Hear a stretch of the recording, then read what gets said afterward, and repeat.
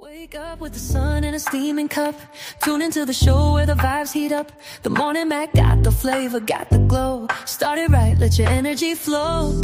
High takes rising like the morning brew. Fresh ideas and a laugh or two. From the first headline to your daily dose. This is the show where your spirit goes. Oh, it's the Morning Mac, where the time don't lag. Get your inspiration packed in a casual swag. Sip it slow, feel the rhythm hit your toes. Welcome to the place where the good vibes grow.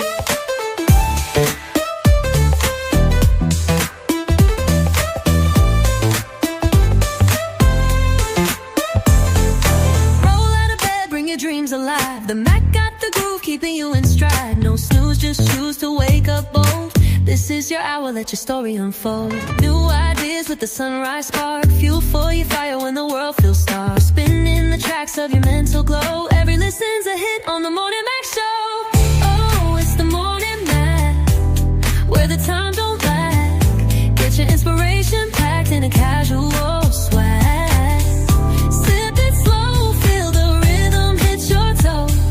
Welcome to the place where the good vibes grow.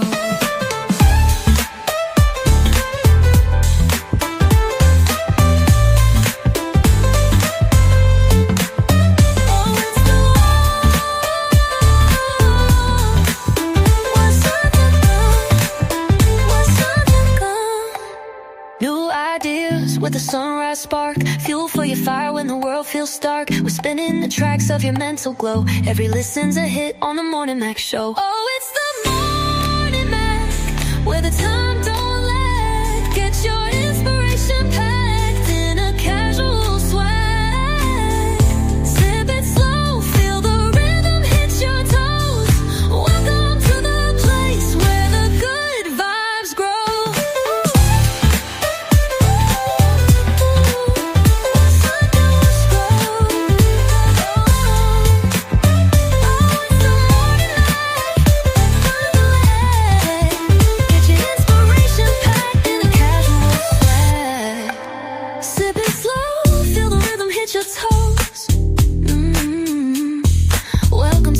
Where the good vibes grow. Roll out of bed, bring your dreams alive. The Mac got the groove, keeping you in stride. No snooze, just choose to wake up bold. This is your hour, let your story unfold.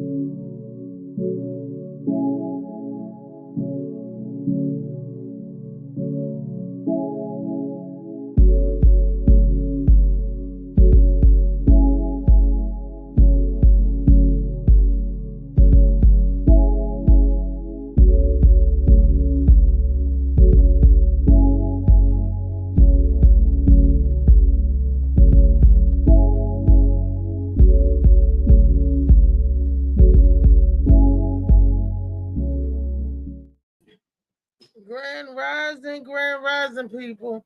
This your girl Reese, aka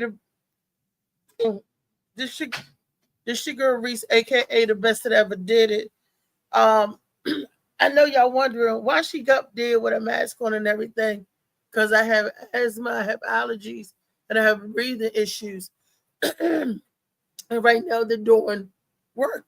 They're doing work in my home.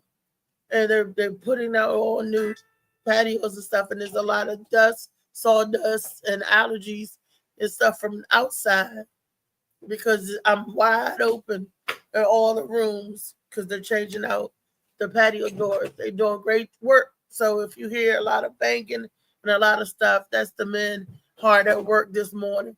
And it's a hot morning, baby. So yeah, so so that I probably said, oh, it's so bright in there, so light. That is why. So that's my Monday Madness. I hope you guys had a great weekend. I know I did. I had fun spending time with some of my favorite funny people in the world. The Morning Mac crew came out to Silver Strings Restaurant in Silver Spring, Maryland. Uh, Bad Boy Flex, he a trip, but he kind of cute though. And Art, thank you guys for having me. Uh, I got a chance to see my girl Sandy Bernstein. Yay, Sandy! I got a chance to see TMJ in the midday. That's my baby Tracy. Yay, Tracy! I got a chance to see David Green. Yay, David! Corey Chris Comedy. Yay, Corey Chris perform. And Bad Boy Flex perform and my boy, the top of the hour, to Troy Webb. Yes, that's right, Troy Webb. He's a hilarious comedian. He's disabled like me. Baby, let me tell you, I done moved up and got me a new boo. This time he on the walker. I had to walk. Now y'all know, I not only am I a big girl, but I suffer with walking impairment. Like I would say that. So with Corey, Chris Comedy, it didn't dawn on me to tell him to drop me off in front of the venue because I'm thinking that we will find parking close. We didn't find no close parking. I had to put 244 steps on that bitch. It was in the heat Saturday, and I was walking with my cane. Now on my walker, I could do better time on my walker than I can on the cane because the walker helps stable me on all sides when I'm feeling off balance or weeble wobbly, you know. But that damn cane is for short distance and for looking cute. That's what the cane for. So I'm up there walking and stopping, walking and stopping. Mind you, it was so hot out there, right? Saturday. I think I done sat down in every restaurant that had outdoor seated in the chairs. I just was sitting my big ass down. I would walk a couple of feet, and then I was like, oh, I had to sit because my back was like keeping it from spazzing up. Because I was like, oh no, not today, not today. It's not gonna happen today. Not gonna happen today. So every time I would walk, and then I would stop. I would walk and then stop. And I finally made it up to the place uphill, and I'm walking uphill. And everybody know walking uphill is a hard thing to do. So you try walking uphill with a bad back and hip and shit, and apparently see how long it takes you to walk. But I got there, and and when I got there, Tracy and Troy was sitting in the chair back where the comedians there. I just walked over to Troy and act like I was hugging him so I could take his walker. He said, "You can't take my walk. I need my walker." He was about to squabble up over a walker, yo. So he said, "You should have bought your own. You should have bought your own walker." So, oh gosh, I thought that was just funny, and I thought about it. I said, "We up here battling over walker," because I'm like, "Boy, let me get your walker. Let me get your walker so I can walk up front." I was like, take that cane. You wanted to be cute. So Troy said, I need my cane. I know Troy said, I need my walker. You said you use that cane with your unbalanced self. So, but it was I had a good time. Oh, and the contractor and Mrs. Contractor came out. I was so happy to see him. I haven't seen my boy in a minute. And that just made me feel good. My heart felt good inside. We had a Rodney. Rodney was there. Rodney and Vicky was there. And it was so funny. You know, Vicky had a good time because Vicky would start telling jokes in the audience. Vicky was up there cutting up, and Louisa was there. Oh gosh. I don't think I missed nobody. Did I miss anybody? Molly. Because we sent all shots and love out. Good morning, Mac. Saturday night was in effect and in the building. And that's how my weekend. Then I spent the rest of the weekend trying to get my closet in order.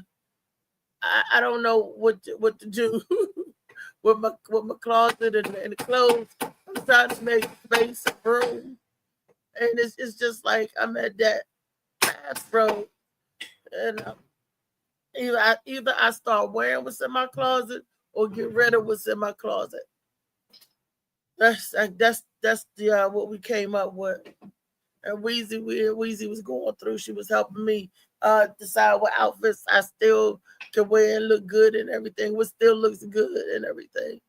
So that was a job in itself, ladies, ladies, ladies. Y'all know what I mean. And when you have your good girlfriend to come over and she tell you, you know what you should get rid of and what you know you ain't got no business wearing and what you know you cannot fit not even your toe in. Yeah, it was like that. Like bitch, you know you is not gonna wear that. And you know, girl, you know that it's already ripping at the seams when it went over your big head. So stuff like that. Stuff like that. So oh, that's what I'm talking about today. Oh my goodness. Molly Mall, I need to see Moss today. I don't even think this is gonna help me with my allergies and stuff. It's so bad. And my boom boom stick, that's not even helping me this morning. So I just gotta tough it out, weather the storm. But I tell you what did help by me drinking the Molly Moss Sea Moss, giving my body that extra boost of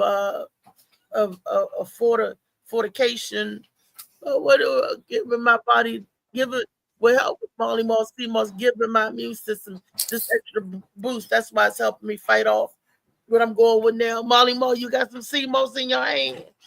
I got about 40 new bottles now. I read up. So they gonna Oh, be fast. Get what you can now. oh shucks.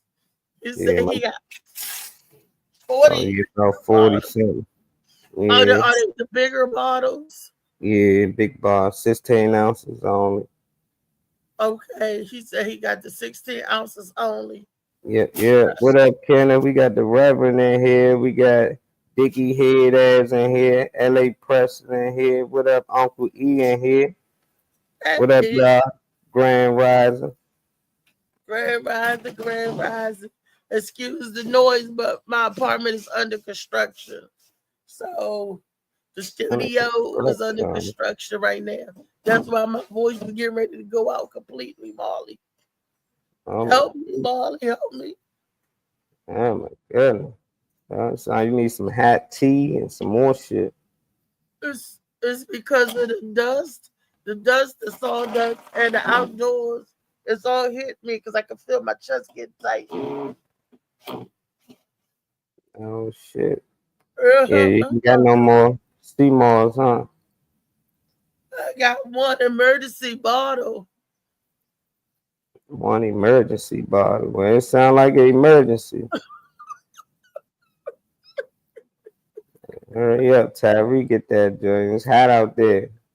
It is hot, and he not Okay, even I home. see. It was you who contract. I see him in the back. Wheezy Wee, tongue all out. I see Beast on the left side.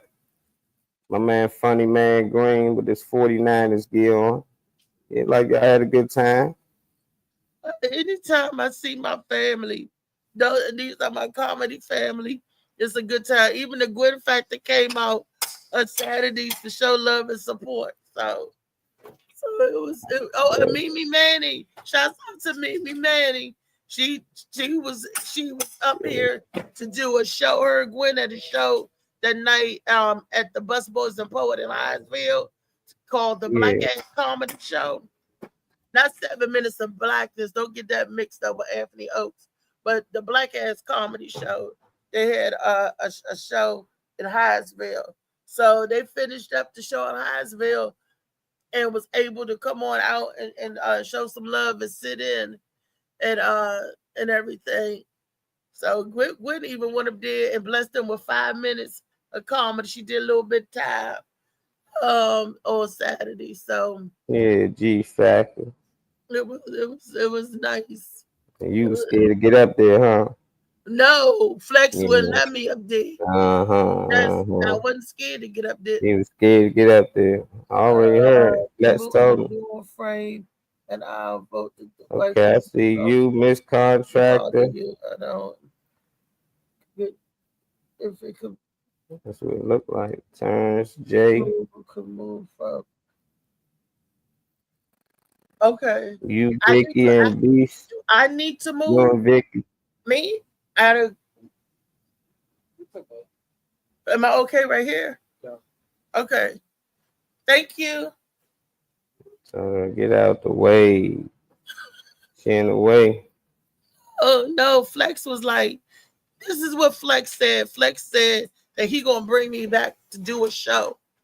Not to give me some time, but bring me back to actually be on stage. Oh, and You on Lady Flex J right came here. out. Yeah, Lady J. You didn't get a picture with Lady J? No, because she came and left. She came and I didn't get a chance to stay. She left before I could get a picture with her. But I did give her but I did give her Shades of Blue. So she got her copy of Shades of Blue, y'all. So the next time you see her, look, there go Tracy. No, you seen Tracy. You seen the other pictures that was put up this whole time? Uh-huh. Okay. Let the demon sing on this show. But won't let Reese get on. It said Flesh let a demon sing on this show. But then let Reese get on. Who the demon? Who the what? He said he let a demon, Who said that? LA, sing on this show. He let somebody sing on this show. I seen somebody singing. They had like what they had like entertainment and comedy. It wasn't just No, straight comedy. no, it wasn't even supposed to be that because that's what brought the impact of the show down because they stopped the comedy and brought the singing on. That lady one lady could sing, but the other guy, it was so funny because we was looking, Roddy was like, is he a comedian? We was looking around, we was like, I know he ain't singing. And the guy said, now that I got y'all warmed up, and DJ Flex said, oh, hell no, you're not singing no more. Snatched the mic from my boy. He talking about some now that I got y'all warmed up. Got y'all nice and warm. Y'all ready to leave. They was like, that was fun. Yeah, like I had a good time. See Miss Contractor, Vicky Beast, Weezy. Lady J and her two friends. Don't forget she was up there too. It was a beautiful thing. And that made me feel like we got to put something together and invite all of our friends out in the morning, make sure because when we together, we bring the craziness. We all the fun. The fun game. It didn't get fun to because Contractor and Rodney get together and David Green get together. Everybody joining and cutting up. That was that was a good time. Me and Weezy sitting there laughing. Me, Weezy, and Mr. Contractor sitting there because they cutting up, and Vicky, we laughing at them because they up there cutting up. I'm here. Damn. They was joining on people. You know how they do, Marley. It was Dave just asked for the link. I sent them the link, 20 minutes ago. So he'll pop in when he can. I sent them the link too. Dave. I might have to send it to his phone too. Nah, he got it. Oh, he do? Yeah, he got it. It was just good seeing everybody. Yeah, but I couldn't make it. I had to shoot. That's why I was shocked that my ticket was. Somebody bought me a ticket. I'm like, who bought me a ticket? Like Dave. I never asked Dave to buy me a ticket. I don't ask men to buy me anything. But I appreciate it.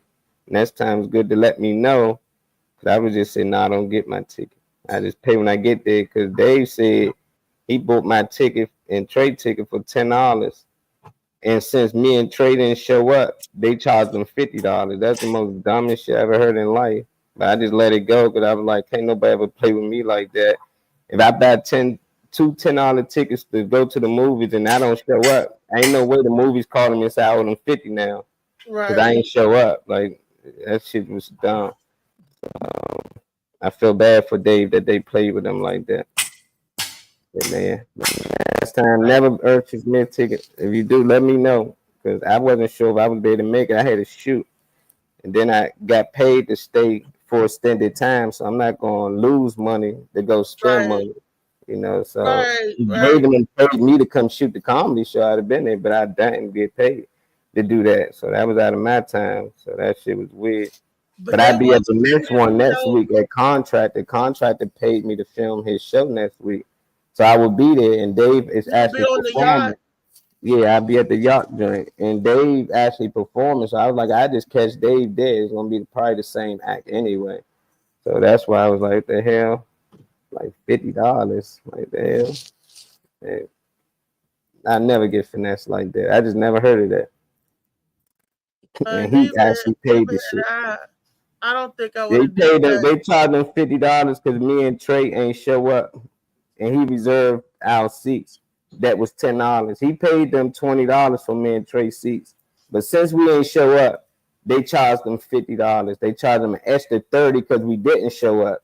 That's crazy. Because now you got two empty seats that you already made $20 off. You can sell those seats now. That's how it normally works. If somebody pay for a plane ticket don't show up, you think they just going? No, they'll try to sell that seat.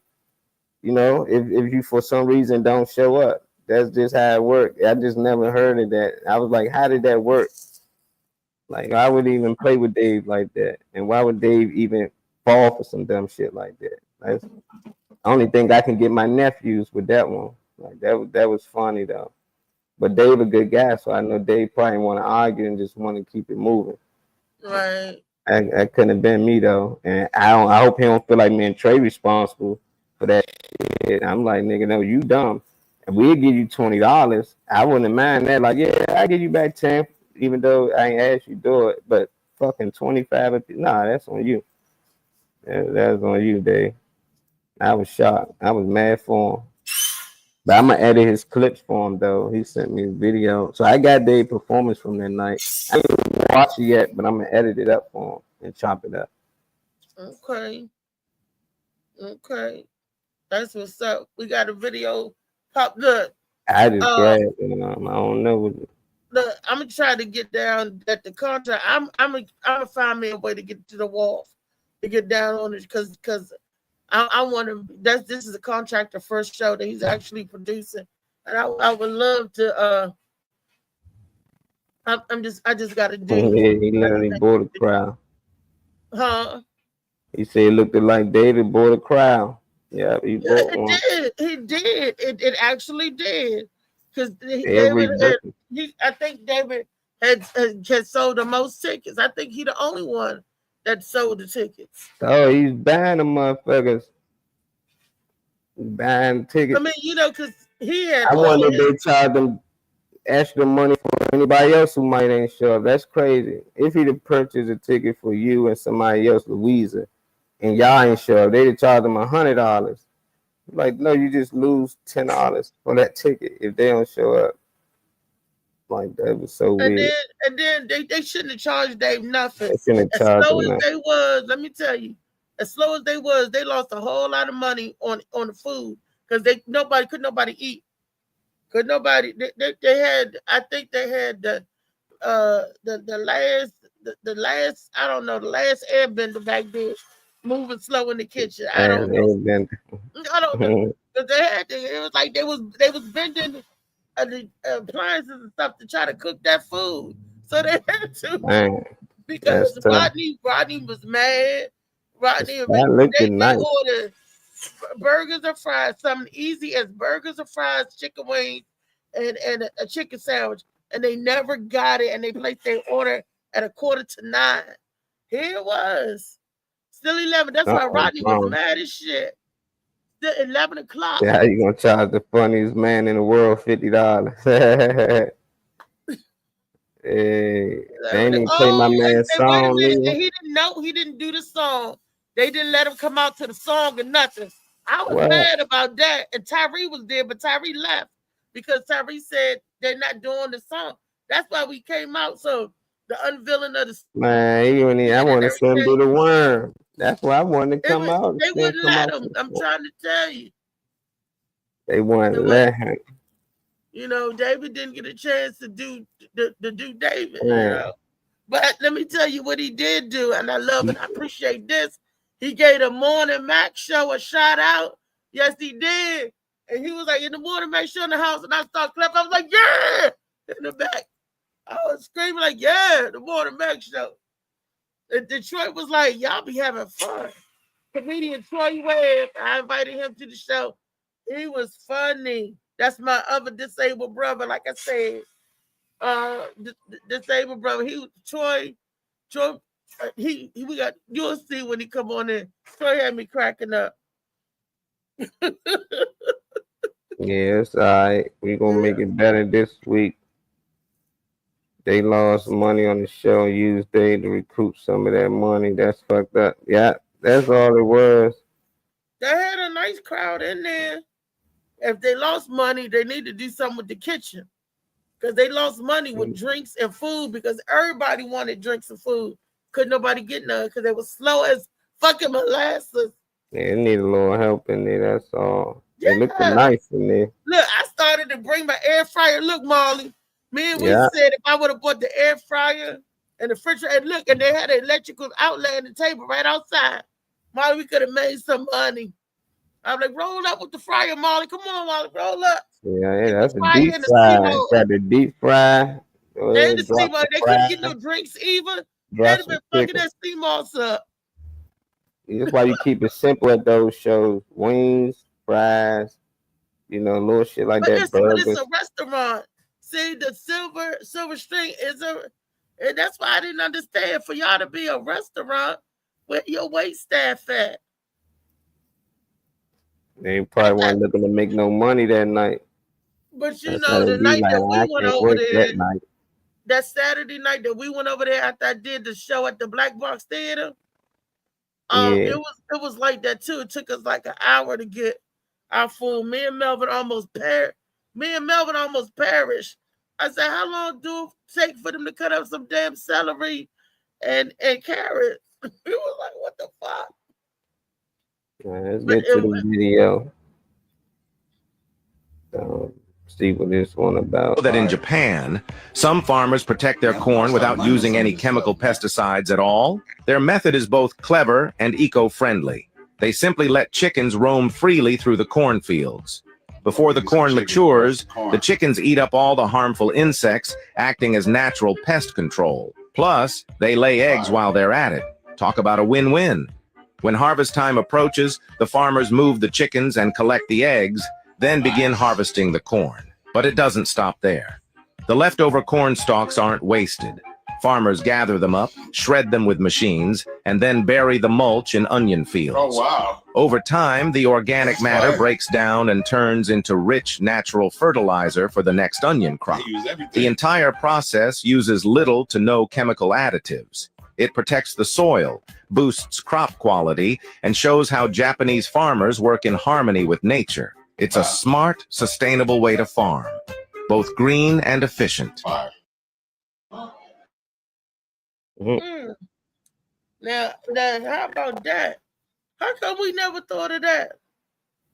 How come we never, probably thought of it. We ain't doing it though. But that's a good, efficient, and effective way. And then they not only they got the chicken, they got the eggs, you got the corn, and guess what else? And they take the mulch from the corn stalk and fertilize the ground and grow onions, green onions. What? Spring onions. And y'all know every Chinese, Oriental, Asian inspired cuisine got fresh green onions in it. Even on your baked potato with chives. That's what the chives is. The fresh green onion. I had fresh green onion in my soup. They show how they take the corn and make the ground rich, and then grow the green onions. And if you could do that, that's a win-win. And the chickens are happy eating the bugs and stuff off the corn and laying the eggs. Why there wouldn't be an egg shortage if they did that? They be giving the people the blueprint how to live good and healthy without all of the added pesticides, but everybody just want the quick way, I guess. I don't know. Free range chickens are the best. If you're gonna eat the bird, the uncaged, a chicken like that, I guess the birds are just happy. They working the corn. Working the cornfields. They working for their food, ain't they? Yeah. They showed you what they do with everything throughout the whole process. Only part they left out, what they do with the chickens after. Oh, you know them chickens boxed up and sent out too. Yeah, they left that part out, but I like it. It's organic, Some farms do it, but in China, I guess they don't be playing over there. It's even this the way we do things. It's either you're gonna get down on that. If you don't like it, go move to America, get it carried out. That's just how it seemed like it, but it seemed like they care for their people over there. They might got strict rules over there, but at the same time, they don't put poison in the food, and they don't poison people with bad media or traumatize them with shit. It's just like they really care for their people, but at the same time, they got a lot of strict rules. Like they not playing over there. They run you tickets for jaywalking, for littering, all that shit, but it's still that's better for the environment. So it's like it ain't like they just been strict rules just to be mean. Like, nah, they doing this to make sure the environment is always clean because they got more people over there than anywhere. So all them people over there, and you allow them to just trash the place, they'd be living in poverty, like, and no problem in all the areas. It'd be bad. So I like that they make sure the air ain't too polluted, the food ain't got a bunch of chemicals in it, and they can live long lives, like we should be doing. But we educated to a lot of these things. I think America, we care more about the money than the people. So as long as we can generate money and they ain't got to destroy crops and get rid of things when they get old, they want them to last longer. That's why you see certain foods can have a shelf life for 10 years. You like, this shit should have went bad 8 years ago, but we add chemicals and things in it for it to last longer, which causes us to catch cancer and things like that. That means they don't care for the people. All they care for is the profit. But over there in China, they care more for the people. They don't mind losing out on money. They don't mind it, But then at the same time, they got a lot of people over there. So a lot of food probably ain't going bad over there. You know it ain't. And they making money hand over fist over there. So they ain't losing no money because they put everything to use. Where they losing money at? They not. We got to borrow money from them. So think about it. Are they losing money? No. Yeah, let them tell it. Borrowing money from China, I'd be worried. They all together, though. They just got different systems. It's no different than certain groups and stuff. Like you got R&B, you got gospel. It's like it's still music. It's just a different genre, and it's the same thing. It's still farming. It's just they doing their way, different than we do it here. But they still got control. You still depend on them to make sure that we get the things that we need. It's just like nobody care for self no more. We depend on our government, and they depend on theirs. It's like we really gotta trust these people that they really have our best interests, even though we know they don't over here. It's just crazy to see other countries that they government do. Job make you feel like, damn, like I thought we supposed to be the greatest country in the world, but you see that we not. I don't know.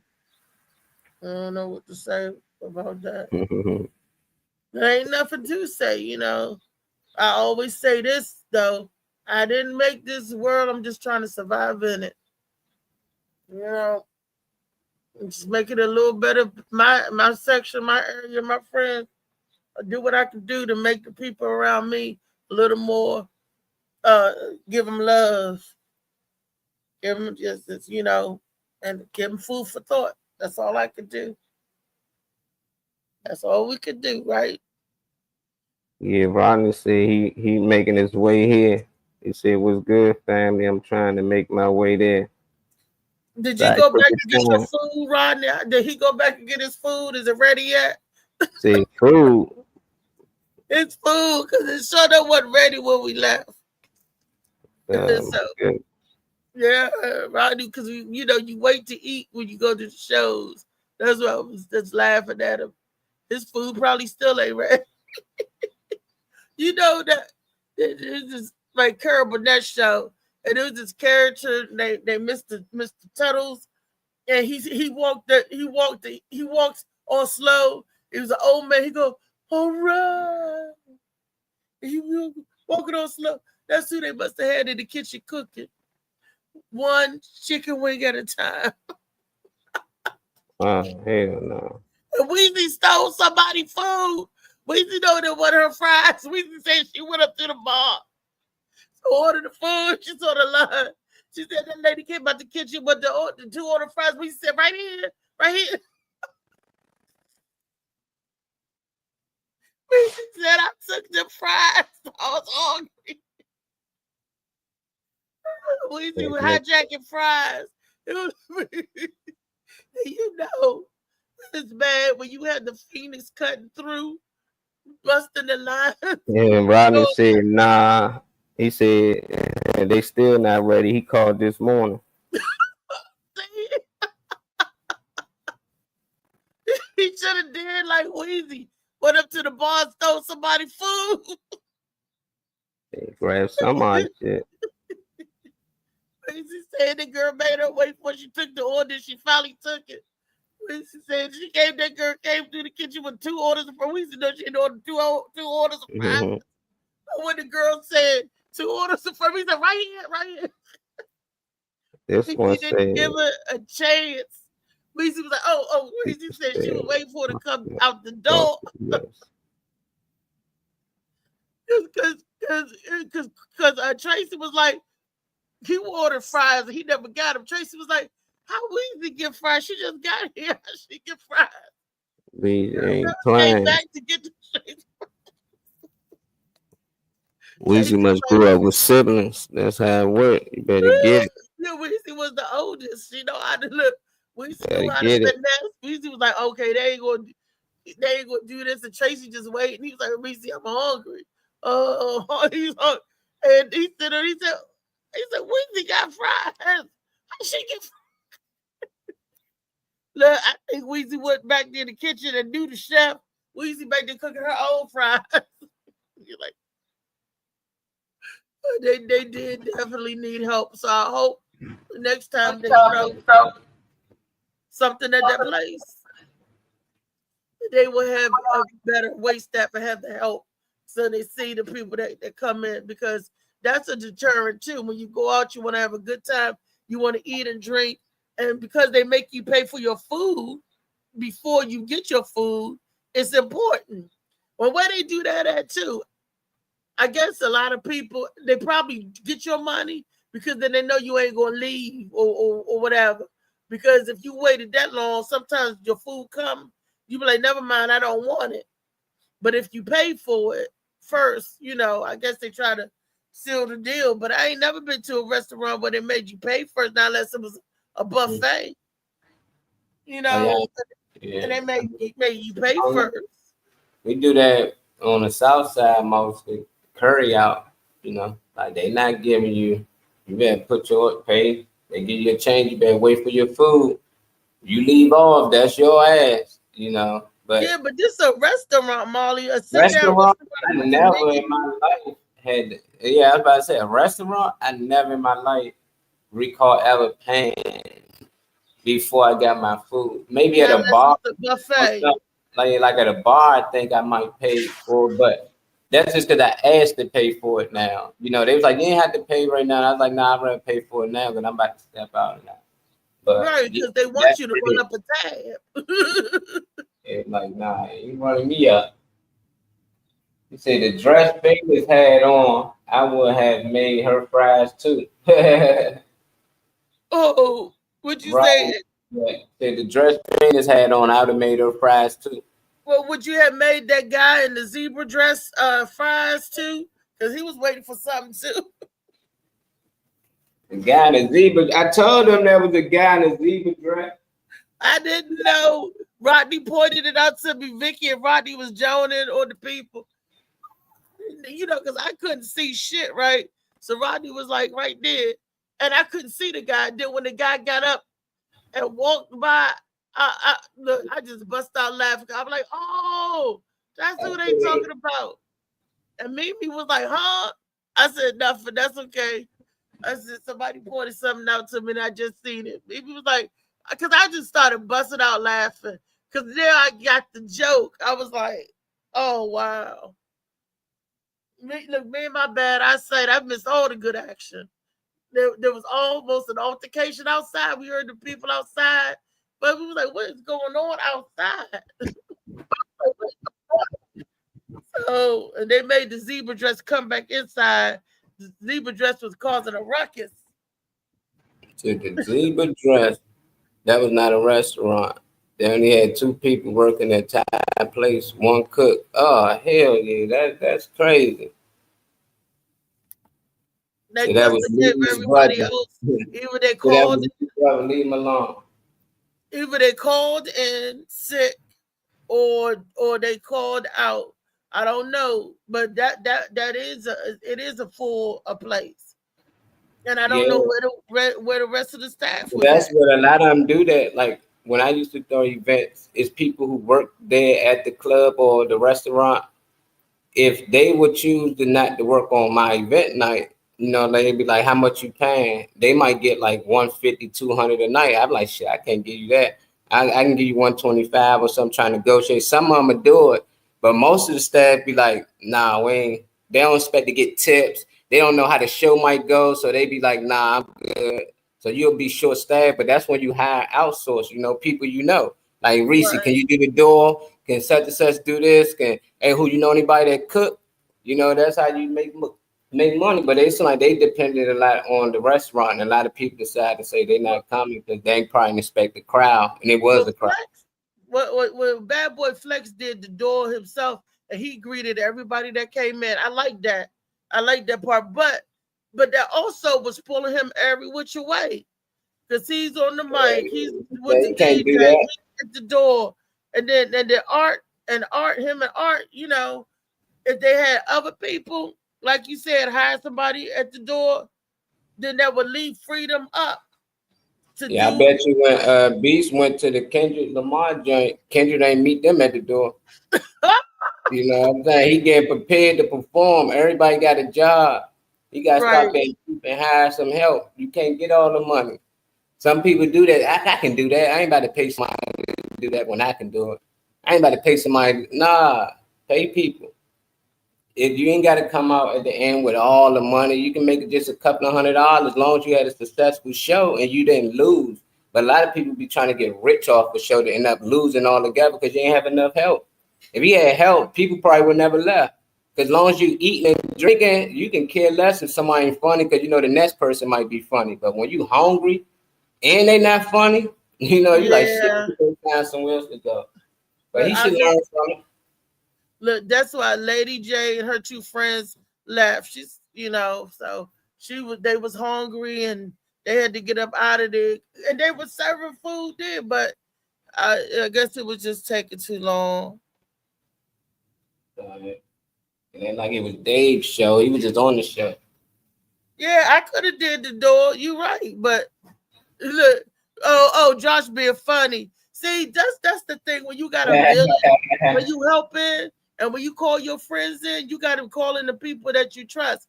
And any of my friends know you can trust me with that kind of stuff, because you know, because I ain't shyster or shicey, what you call it? That ain't me, and I'm going to run it to you straight.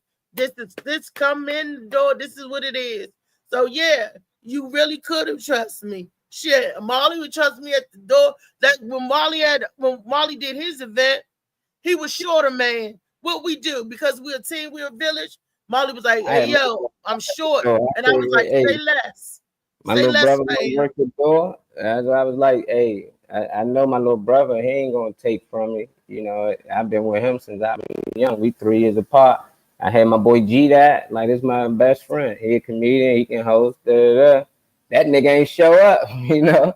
So it's just like shit. I was hosting. I was like shit. Slicky came through, did the DJ thing. You know, so it was good to have people on board. Eagle helped me orchestrate the whole thing. And I was like, shit, I can't host and keep running back and get performers ready. And then you popped up, was like, shit, I can host. I'm like, shit, go ahead, you know, and you did great. I ain't know how you can do, but I'm just like, shit, at the end of the day, I trust you. And if things go bad, I can always go grab the mic from you, you know, but shit, it went even better than I expected. You had the crowd hype, you had them singing songs, and most of the people that come to my shows, they participate, you know, like even if somebody doing bad, they not the type be like, oh, they'll cheer you on. They be like, come on, you got it, you know, things like that. Because I do have mixed crowds, you know, I might have music, I might have, you know, somebody do poetry, and I might have 1 or 2 people do comedy, but it always Yeah, I turns was the only comedian good. that night. Yeah, It was that was it. It's like music, but I that was was messing it. with everybody that came up there to sing. Yeah, and a lot of people signed with Sony. The girls did the song with light skin Keisha. A lot of people blowing up. Even our girl Rizzy, she was at the BET Awards. That was on here with us. You know, so it's See, like to see it's people, yeah, when they start until where they finish. I'm always helping people put shows together, but everybody got to eat. It ain't about making money; it's about throwing a good show. The money gonna come as long as you throw consistent good shows. People gonna come out. That's right. That's right. So my goal is before this year is out for us to throw a good shindig.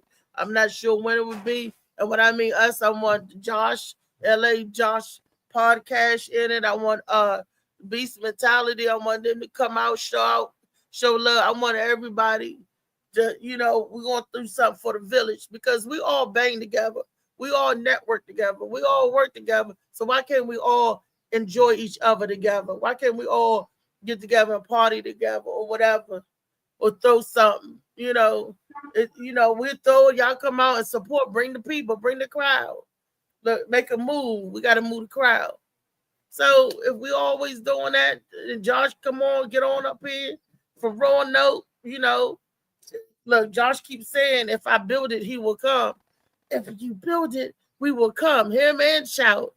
Give him boy burger and all, get the note in the house. Yeah, you throw some big shows. I'm just ain't gonna advertise it, you know, until it's time. No, I Davis said that's locked what I in. want to do. Yeah, But everything paid for and get people on because the last 2 joints, people start stealing ideas and starting to run with it. So it's just like, nah, from now on to the place already booked and everything paid for, then I start promoting it. But you working on a lot of big shows that's gonna be good, just as good as the previous ones, but ain't no more talking about it. You know, ain't no more coming on here. Yeah, that's what I got coming up. I'm working on. I'm gonna have note until the day you can see the fly. Like this, what we got coming. You know, I can't do it no more. That'd be too much energy we put in meeting up together and coming up with these planning, doing these 3-hour calls just to see somebody else doing your shit. You know, it's like, damn, we did it one time, the next week somebody else doing it. You know, it's like, nah, I get tired of that. So it's like, nah, we gonna eat. We gonna get everybody on one show. Everybody that been on this show, we reaching out to them, Reese. We calling them direct. And we gonna give them the invite. They even can or can't do it. That's cool. It's just one show. We gonna have plenty of more. okay, that sounds good. I'm with it. He said David could have waited tables, Beast could have cooked.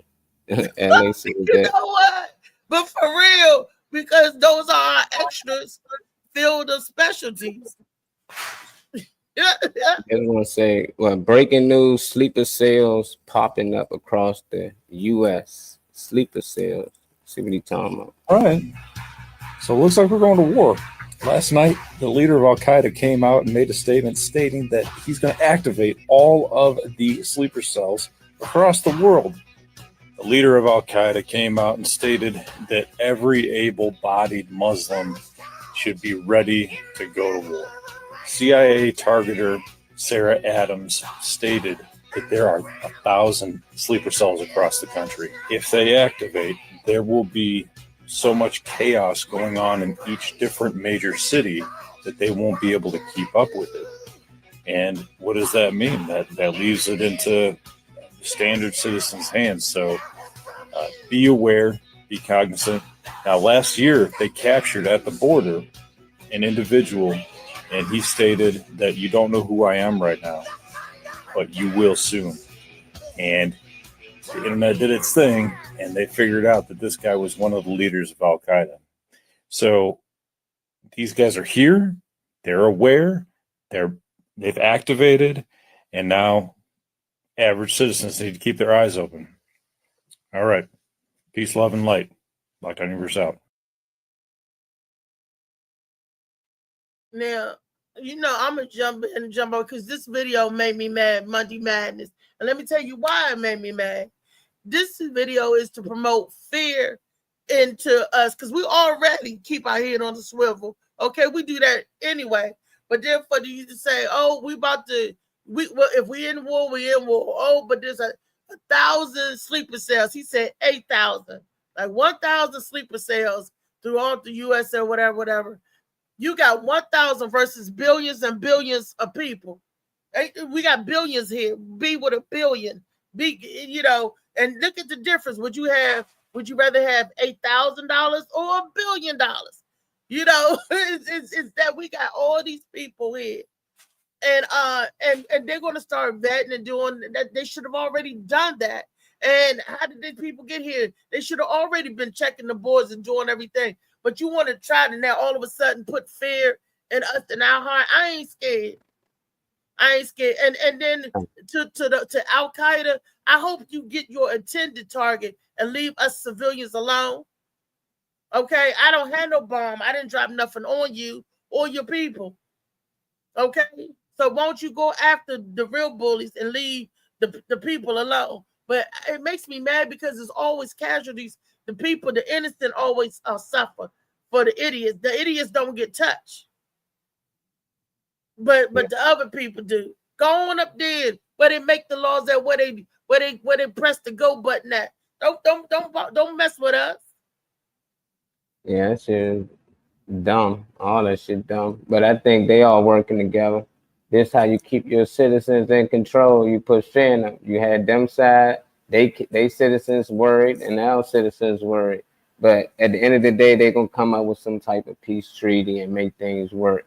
But before then, they're gonna have to go to war. It ain't the first time. It's the third time. And it is crazy. They fucking keep count. They like this shit. They was looking forward to it. I don't trust nothing that they do. It never made sense to me. It's like a stranger walking to me and say, hey, bruh, I just got into it with these niggas up the street. Like, all right, that's on you. Nah, but ain't you from here? Yeah, I'm from the city. Yeah, but you should ride with us then. Like, you going to have to suit up and fight. Like, fight? What? Shoot. You got to put your life on the line. Like, but what are y'all fighting about? That don't matter. But you suiting up? No, I'm going to sit back. I'm just recruiting people to fight for me. Like, fuck no. This your fight. I don't even know what y'all fighting about. But y'all want me to go out here and risk my life. I don't even know y'all. At the same time, I don't even know how I'm going to take care of these bills for the next 5 years. And y'all want me to go out here and risk it all for y'all? Like, hell no. Nah, that's the case. I'd have robbed the bank. If I feel like I'm just going to risk my life, I'm going to do some shit that's going to benefit my life. Why the fuck? But they be like, well, you fighting for this country. Man, fuck this country then. Mm-hmm. You fight for the country. Care about we fight for our country. Why don't we all fight then? Like, get out here. And back in the days, I used to see the king out there leading the charge. Like, let's go. At least he out there on the battlefield. But these motherfuckers be in a room somewhere pressing buttons and giving orders. For what? For nothing. Just to keep us confused at the bottom. It's scary though, man. But our life's gonna be the same no matter how they put it in our area. What's up, Weezy? Hey, Wee. Hey, y'all. Happy Monday. Happy Monday, girl. Why they got all of this open? I wish I could show y'all. You know what? Maybe I can. Can y'all look? Y'all see that? Oh, yeah. Wow. They got all my rooms like that. Tyreek room open, my bedroom. I got 2 patios in my bedroom. They gonna put give me a whole new patio door and the shebang. So right now it's the heat and the flies and the mosquitoes that I'm dealing with. And then when they took it down, all the dust, I can taste the metal in my mouth. That's why I got my mask on. And it's taking my voice. And if y'all see me duck out, is to get my inhaler. Yeah, you better make sure you weren't inhaling mold for the last 5 years in that motherfucker. They ain't changed the doors in 50 years. Yeah. She said from 50. We've been there 30. I've been here 30, so this place been here way long before me. Mm-hmm. It's just falling. It's like it's just when because they pull it out the frame, the metal part. That's what you hear them hitting, the metal part, and they're pulling it out the frame. I see the brick in the wall. I mean, I'm worried about structural damage. Maybe all this dust flying down and the rubble. Oh wow. Yeah. Well, as far as the video, I did come in while he was talking, but again, I agree with y'all as far as them trying to inflict and instill fear, which is what they do all the time. That's a tactic. It's a tactic they use to control. That's the same thing when I was talking about last week about the never-ending story. They take your hopes, and they take your dreams, they take any aspirations that you have and find a way to flip it, to steal it. And so you can stay under their foot. Like, this just a control thing. Yeah, they doing stupid stuff, yes. And no matter what, you can't live in a way where, they have you thinking, oh, somebody coming to get you, and they keep talking about sleeper cells and whatever they gonna do, they gonna do. You can't live in fear. You can't live in a way where you scared to go outside, or you scared to breathe, or you scared to do this, If anything's gonna happen, it's gonna happen. And I'm with Molly. I'm not going over there or going nowhere to give my life, and you won't need help or take care of me while I'm here. Great. I'm gonna go take somebody else's life because you tell me to. If we But got you sleeping taking our life cells, here? Nah, hell nah. if we got sleeping cells, then we need to be here to help whatever people combat it here to find out the cells to get it. But also, what I didn't like most of all is this: when he said this, he said that Al Qaeda is calling for every Muslim. Let me tell y'all something, and I'm not mixing up my words, and I'm being perfectly clear. Not every Muslim is Al Qaeda. So people don't go around thinking and hurting people because you think they're Al Qaeda. That's what they do, though. That's how I they didn't get like that subliminal message, so I'm gonna debunk that message. So when that man said we're calling every able-bodied Muslim, that don't Al Qaeda is calling them. That don't mean nothing because not every able-bodied Muslim is Al Qaeda. Make it make sense. That's just like the Klan going out saying, I'm calling every able-bodied white person. Not every white person is the Klan, is it? So just like that, every Muslim is not Al Qaeda. So don't go out here hurting people because you get in a mass hysteria, mass frenzy, just like with 9/11 and hurting innocent people. Don't do that. Think. Vet the process. And then that's your government again at work. Subliminal messaging. I ain't gonna let that go. That's how they get free genocide. That's how they get genocide. That's how they take out these cultures. How they take us out. They instill fear. Put those negative images of us, and people be afraid of us, and we be afraid of each other, and end up taking each other. That's free genocide for the government when they put those images out there like that and make it seem like they are after people and they're gonna hurt people and blah blah blah. They don't have to do the dirty work. They make us do it ourselves. We do it ourselves for free and do the time. While they sit up in them offices like, yep, they did exactly what they wanted us to do. They started with the black folks when they made this movie called Birth of a Nation, and because they was putting false stereotypes on them about black people. They said, "Oh, black people are we rapists, murderers, and killers." Right there, that's a false stereotype because I ain't raped nobody. I ain't let me say kill this. nobody. I ain't a murderer, but don't push. Yeah, but listen, everybody, every culture, Stereotypes. everybody and everywhere has a group of people who does these things. The problem is when you make it seem like it's just us, or make it seem like it's just the Spanish, or make it seem like it's just the Asian, make it seem like it's just the Ethiopian, the Middle Easterns. When you make it seem like, because it's never just the white people, it's never just them. It's never. No, They're the never ones them. making the narrative, but they're the ones who actually do the shit. They the Those most in violent power, ones. those in power, I'll say, because all of us know somebody who has killed somebody. You know what I'm saying? May not have been personal to us, but we know somebody who has killed somebody. That is every group and creed has a group of apples like that. So those stereotypes mean nothing. And even though some stereotypes may have some truth to it, that is not to every person in that race, or race not real, but every person within that realm of where they live or what they look like. So this is what bugs me about our government, about the media, about how all the years that have happened and all the videos and the movies and the things like that, we only stick to what they say about other people, but we never stick to what they put in the movies and them videos and them cartoons about what they doing. They tell us all the time what they're doing.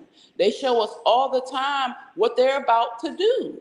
They tell us all the time, and we only grasp hold of the white dude dressed as the black man with the big ass lips. We only pay attention to the white dude acting like a Spanish dude going around doing stuff. We always pay attention to the white dude acting like the Asian man doing stuff. We always pay attention to the white dude acting like the Middle Eastern man. It's crazy.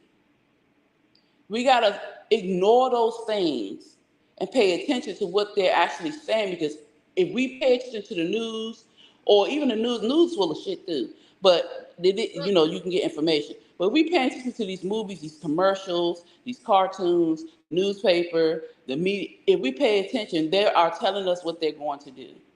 And even though they are telling us what they're going to do not stop living. Don't let these people fear you, put fear in you. Go and breathe the air. Go walk in the grass. Go hug a tree. Go touch a tree. And it don't matter. When it's your time to go, you're going to go. It's nothing you can do about it. I refuse, just like during COVID. You think I was in this house? Hell no. I did not let the pandemic affect the lives of my children. The only thing that really changed in them was their schooling. They had to be home. They weren't really able to go to school and hang with their friends. But guess what? My kids saw their friends. My kids was able to talk to their friends. I saw my friends. I was able to do what I had to do. No, I didn't let that stuff stop. And guess what? Ain't none of them get COVID. None of them. Now, a lot of people I know did have it. My mother ended up with it. But again, you heal, you do what you got to do, and you get over it. They were not, a lot of people died from COVID. Now, I'm not going to say that wasn't real. That was real. That was created to kill. That was another set of mass genocide. You know what I'm saying? That it's just things that happen. But we have to live. If it is our time to go, we are going to go. But while we are here, we need to live and let them dumbass people do what they're doing and stop allowing them to dictate the things that we do. They act like that they're a democracy. They're not. They're really a dictatorship. But the only reason why they don't want to claim a dictatorship, because like Molly said, in a dictatorship, in a monarchy, you have to go out there and fight with the people. They ain't going to do that. So they're going to keep the democracy at hand so the people can do the work, not them. We got to stop playing. Hey, finessing. I'm gonna share this clip of a guy who went to war before. I think they called Ben Lai. He told a little story about it. I'm just gonna play his story. To the point now where I don't think I fought for the country. I fought for some politician's view on something. There are particular guys that I think of that I killed. And I remember one dude in particular that I killed, and I shot his buddy. And then I came through his room. I killed him in front of his wife in a bedroom because he went for a gun. And I think about him now, and it's like, all right, why did I kill that guy? Well, because he went for a gun. Okay, but why did he go for a gun? Well, because I was in his fucking room at 2 a.m. Well, why was I in his room at 2 a.m? Well, because George fucking Bush was pissed that Saddam Hussein allegedly wanted to kill his dad, so we invaded. And then I start to think, was this guy funny? What if I met him in Paris over a coffee? would we have actually liked each other and I just kill them because a politician sent us here for weapons of mass destruction that didn't exist? The only reason we were killing each other is because we were born on different parts of the world. That's it. Yeah. When you start seeing Ukraine and some of these things that are happening right now, like putting us in these wars that there's just no winners. And when you've been to those countries, it's like, damn, like those are real people. I watched real people there, and it doesn't feel real from the United States because we just see it on TV. But like when you walk those streets, it just hits you different. I'm at the point now where I don't.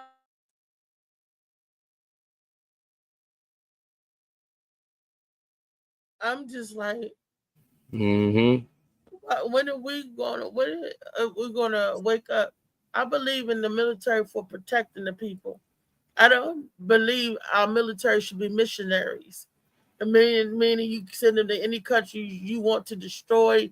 I just don't believe that, because if you're out pillaging and plundering in other countries, who is protecting your country? Who's protecting if somebody want to? Nobody. Come over here and do that to you. Because they're not even protecting the country. You ain't even protecting your family because you over there killing somebody else's family. The military is basically what they say, watchdogs for their president. They are here to take orders from the Secretary of Defense. They are not here to do anything other than what they are told. And if they go against what they are told, they are either killed by quote unquote friendly fire, or they are taken out. They're removed from the military, and they don't get dishonorable discharge. You're not allowed to think for yourself in the military.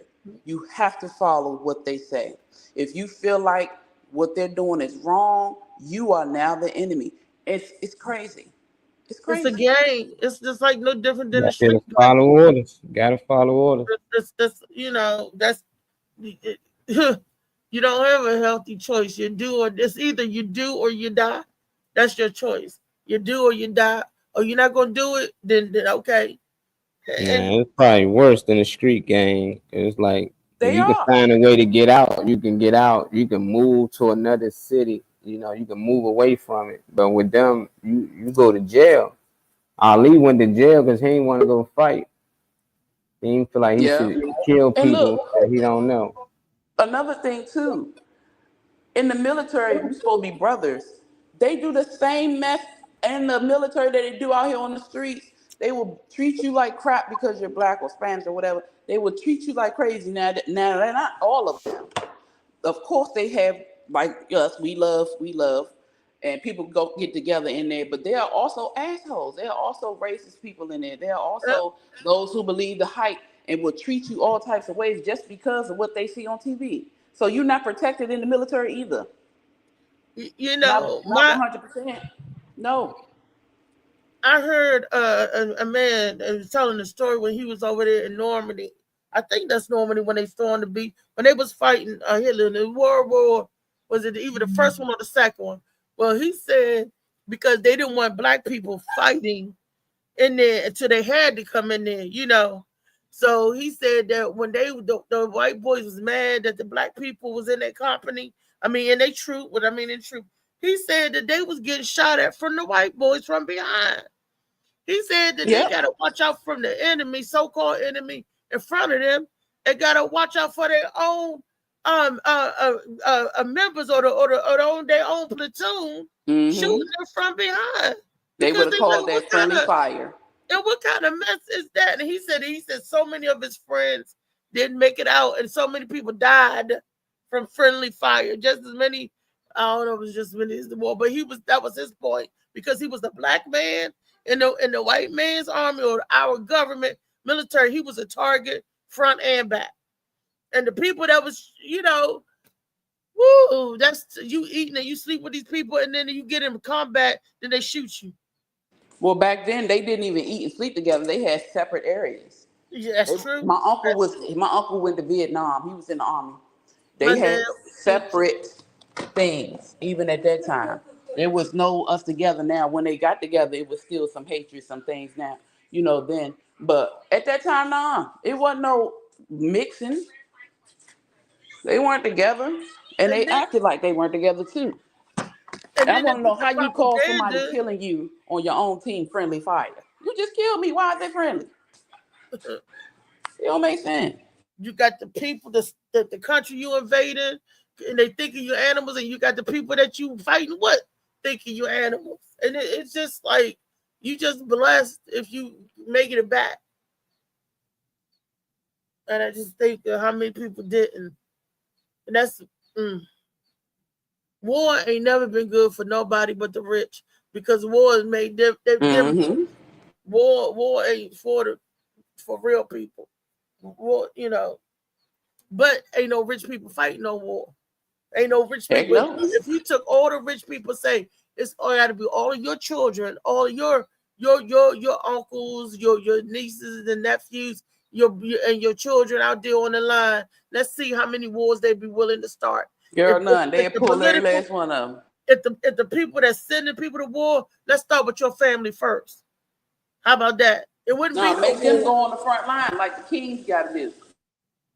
Right. That's what Molly was saying. He said he had more respect for them back in the day because at least back in the day that the Kings and stuff was out there marching with them like a brave, like a great grand rising beast. How you feeling? Morning, how you doing?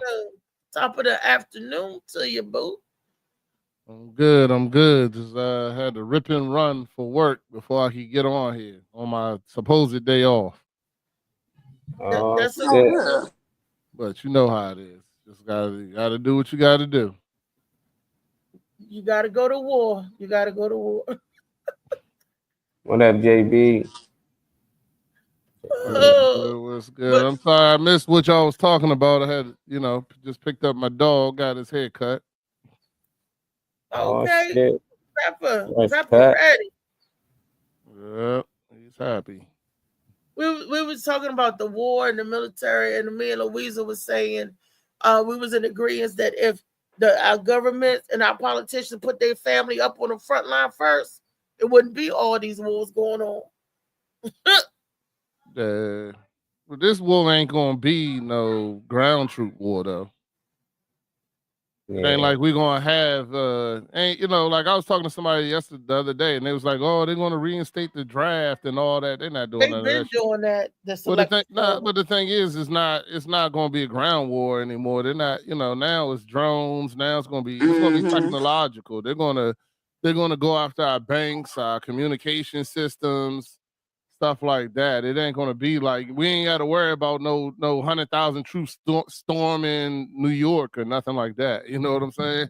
Yeah, I'm worried about all these flies coming in my damn house. Yeah, well, the flies do that. No, because the open my house is open right now. Yeah, I know. I saw that about your patio. They're working on your patio or something. They're working on all the windows. Redoing all of them. So all the my walls. room it's open. Out here it's open. Tyree is open, and it's hot. Don't start it, Rodney. They got all the windows. We all don't the have walls. windows. We have all patios. Yeah. Until the sweat drop down my balls. Some people forget. I found it. Hi, Phoenix. You ready for tonight, Phoenix? Oh, she left. That's tonight. I thought it was tomorrow. Back. Girl, don't play with me. Yeah, it's tomorrow. Don't play with me. You know, Beast always playing. I ain't playing, Molly. You don't play with me. It is tonight. That shit tomorrow. We good, Weezy? Funny man, Green. Yeah, I'm good. Oh, okay. I ain't messing with Molly. Molly, I got a bone to pick with you, sir. A bone? Yeah, I got some what's questions. wrong?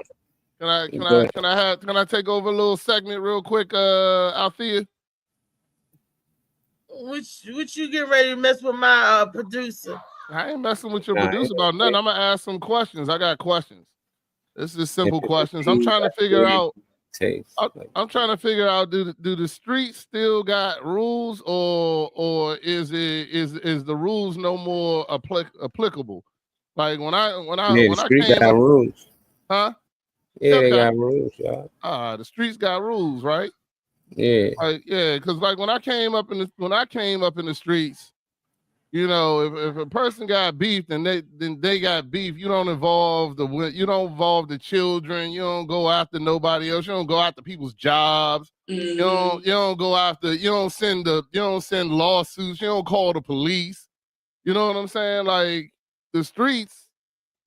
Back in my day, if the street, if the streets was beefing, that you settled that beef. That was between you and whoever. You know what I'm saying? But I'm just curious.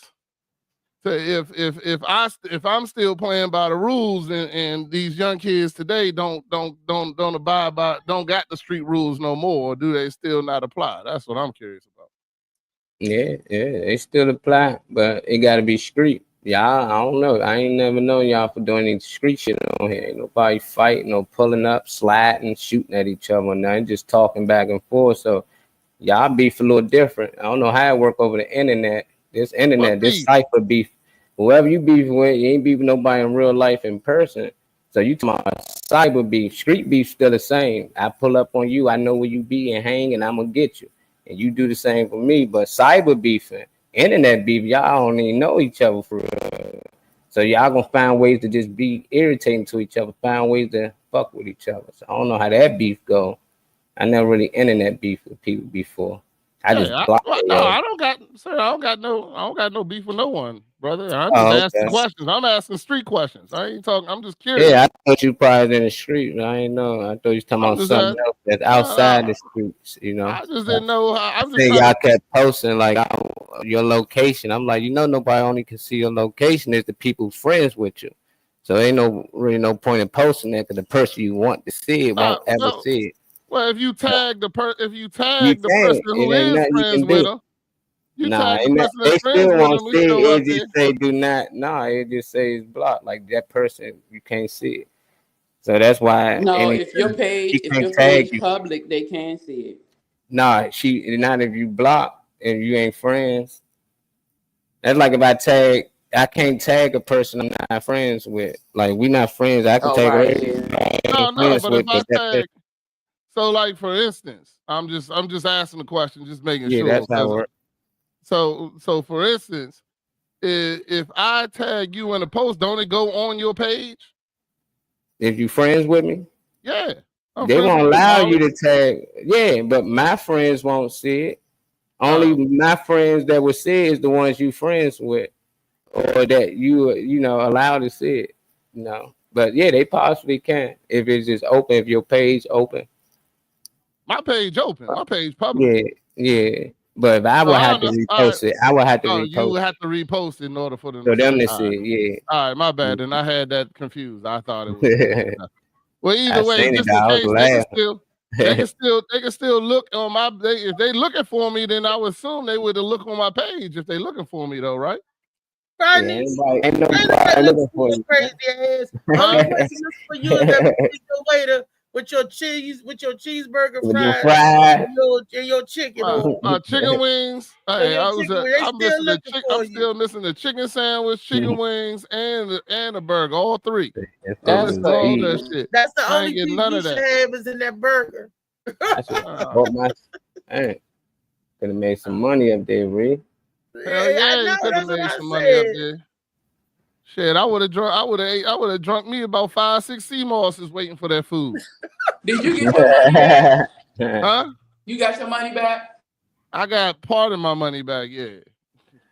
I would have wanted all of it back. By the time I ain't feel like arguing. I was done. I was ready to go. Like I would have got my tip back from that lady. You tipped her $30. I would have got my tip back. Sorry. She didn't do it wrong. It was a fucking cook. Actually, she did do it wrong because she was supposed to bring me my food and shit and make sure. But but by then I'm ready to go, man. I was ready to go. I ain't give a shit. You should have been street like Weezy did. Weezy hijacked somebody else's fries. Weezy said she waited there. I waved and she brought it to me. Look, them wasn't your fries. She said, I think they were because the lady. Right here. I think they were because she's the one that took my order. I don't mean that was your fries. That don't mean that she was the only one taking everybody's order. Tracy ain't never got his fries. Tracy said, how Weezy get fries before me? You was eating somebody else's fries, ma'am. Because you was right there at the door. Well, right she gave it to me. I went to the here. bar. I went to the bar and I stood there and waited and said, I just want to order fries. She said, where you sitting? I said, over there. But you wasn't. You was standing right there. I should have stood there too. Yeah, if you would have stood That's what right she told there. me too. Where you sitting? I said, I'm sitting right over there. She said, I'll bring it out to you. Man, that shit ain't never And that's happened. what happened to Trace. And he up there. He said, "Wait, he got her." I was like, man. Yeah, I was mad Weezy got her food too. Oh shoot. That's because we just stood by the bar and hijacked that. I was trying to share, okay. Okay, I was ready to fight by then. That drink, I was ready to go. Vicky wanted to stay there and party and shit. I was ready. Funny man. I was ready to go, son. I was like, nah. I told her, I said, I ain't gonna be hungry and bored. Let me get the fuck out of here, man.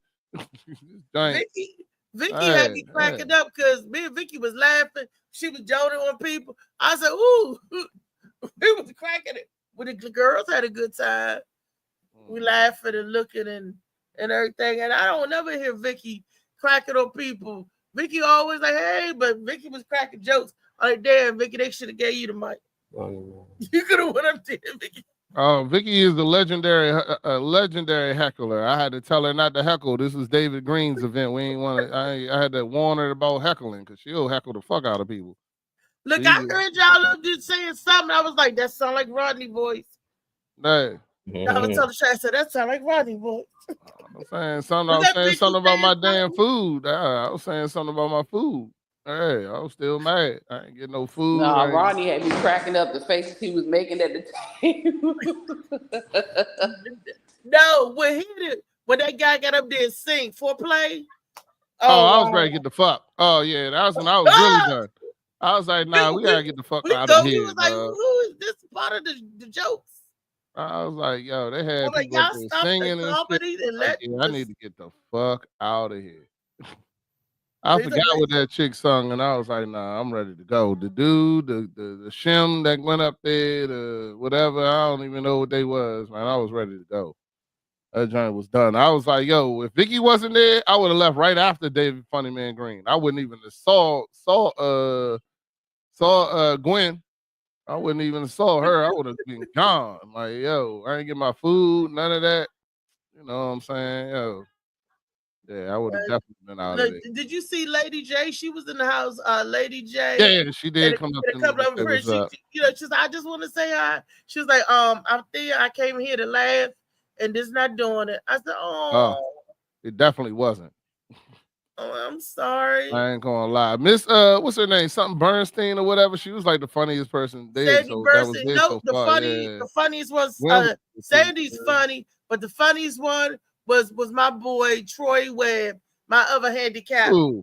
My brother, yeah, he was decent. Yeah, he was pretty funny. My brother in handicap. Because I was telling Mimi Manning, because I was sitting by Mimi, I said, us Kipper motherfuckers is funny as hell. I said, handicap people is funny as hell. She just looked at me. I was like, huh.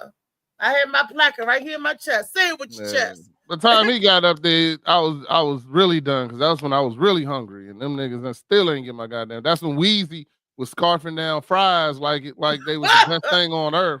And my ass still ain't get shit. Damn thing.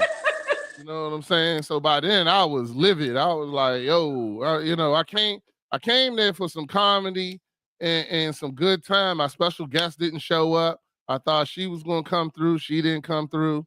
So, I was kind of disappointed in that, disappointed in the comedy, even though some of the people were funny, but the host, I ain't like him too much either. So, he wasn't that funny to me because he seemed like he ain't have it together for me, even though he was supposed to be some legend in the game or whatever case may be. Yeah. But right off the deaf comedy scene and stuff. That was back in the day. You gotta remember these legends was 20 years ago. Back in the day in the late 80s. That's 20 years of right. You should have came out with some better shit, in my opinion. But they went off a lot of those big time people. They went off the joke and started producing shows, and that's why he said that Damian Williams told him, "Get back up there and stop. Get back up there and do your funny." When you started, people just try to detour a little bit. So and you get a little stale or you get a little stiff, you know. Hold on, did I pay my money? I did pay my money, so I expected something funny. That's my fault. Then maybe I'm the bad person in this thing. No. Because you giving niggas excuses like I care about that. I don't care about them excuses. I know, but they was trying to hold the door. They was collecting money and on stage and walking around. All that. Hey, Gerald. I paid my money. I expected some type of quality, and to me, maybe I've been to too many Gwen events. Maybe that's it. Maybe that's my fault. I got to go to more Gwen events because I like her events. They come with the funny when they come to her when they do her events. To me, that drink was. They could have had some funny. The man told me no, I couldn't get on stage. I said, but you let this singer get on stage. No bullshit. No bullshit. Oh yeah, you should have made that. Crazy. Yeah. He was like, "What's this going on?" I said, "Yeah." I was like, "Why you ain't getting up there?" See, But because he said that he let Elder Barnes get up there, but he ain't let you sing. He ain't let you do well, that. Well, because he said that he's going to do another show and have me actually on there, you know, performing. I'm like, okay. Don't do another show with him. Get somebody else. I don't want to go see. I don't want to go nowhere where I can't get. Why you ain't talk to Prince, Reese? Because I seen the guy in that dress and looked just like Prince. Look nothing like Prince. The whole outfit on, he had the makeup and all that on like Prince. He didn't look who I was talking about. How you knew I was talking about? How you knew exactly who I was talking because about? Because he's the only one up there that everybody was laughing at. And Jonah the only one up there that looked like Prince. He's the only one that dressed like Prince. He looked like a Temu Prince. You wasn't no Prince. Thank you. It wasn't her type, but she wasn't talking no nigga that dressed like that and act like that in real life. That was Prince without the money. Oh nah, that dude wasn't talking to her. I know. Prince wasn't talking to her neither. Nah, I'm talking about that dude. Nah, Prince like women. Prince stayed with a woman. Don't get that twisted. This right here, that's Prince stayed with a woman. That dude didn't look like my baby. Weezy, tell him you was there. Ain't got no kids out here. You telling me his pullout game is just that good too, huh? Ooh, Prince? Mike even got fake kids. Prince got some kids out here. Oh, you do? I don't know. Oh, I have no idea. Gerald asked where the place was. It was Silver Springs restaurant in Silver Spring, Maryland. Yeah, Gerald, you follow me. I sent like 15 pings trying to make sure people knew where I was at. Mm-hmm. Molly was supposed to pass him along, but I guess he didn't. Oh, nah, man, I want you around, man. Shit. I want you be around, brother. I'm gonna be around. Don't worry about that. I'm still out here. Still can be found. Yeah, some it ain't hard to find me. It ain't hard to find me, Molly. It's hard, man. I'm gonna keep Apparently it is, because you ain't never get the damn food. Yeah, that's true. I guess it is. It probably is that because them French fries made my stomach hurt. I was like, Something is leaking. My floor is wet over here. My bottom of my Prince collection, my album collection is. I'm so sick of this shit. Hold on. That might be you leaking out there. Might be the 3 years of build-up finally coming out. All right. Going away. You know what? Huh? Might be 3 years of build-up. Y'all need some. I got me a watermelon right here. I'm gonna get ready to cut it. 2 comments. Yeah, put in your water, man.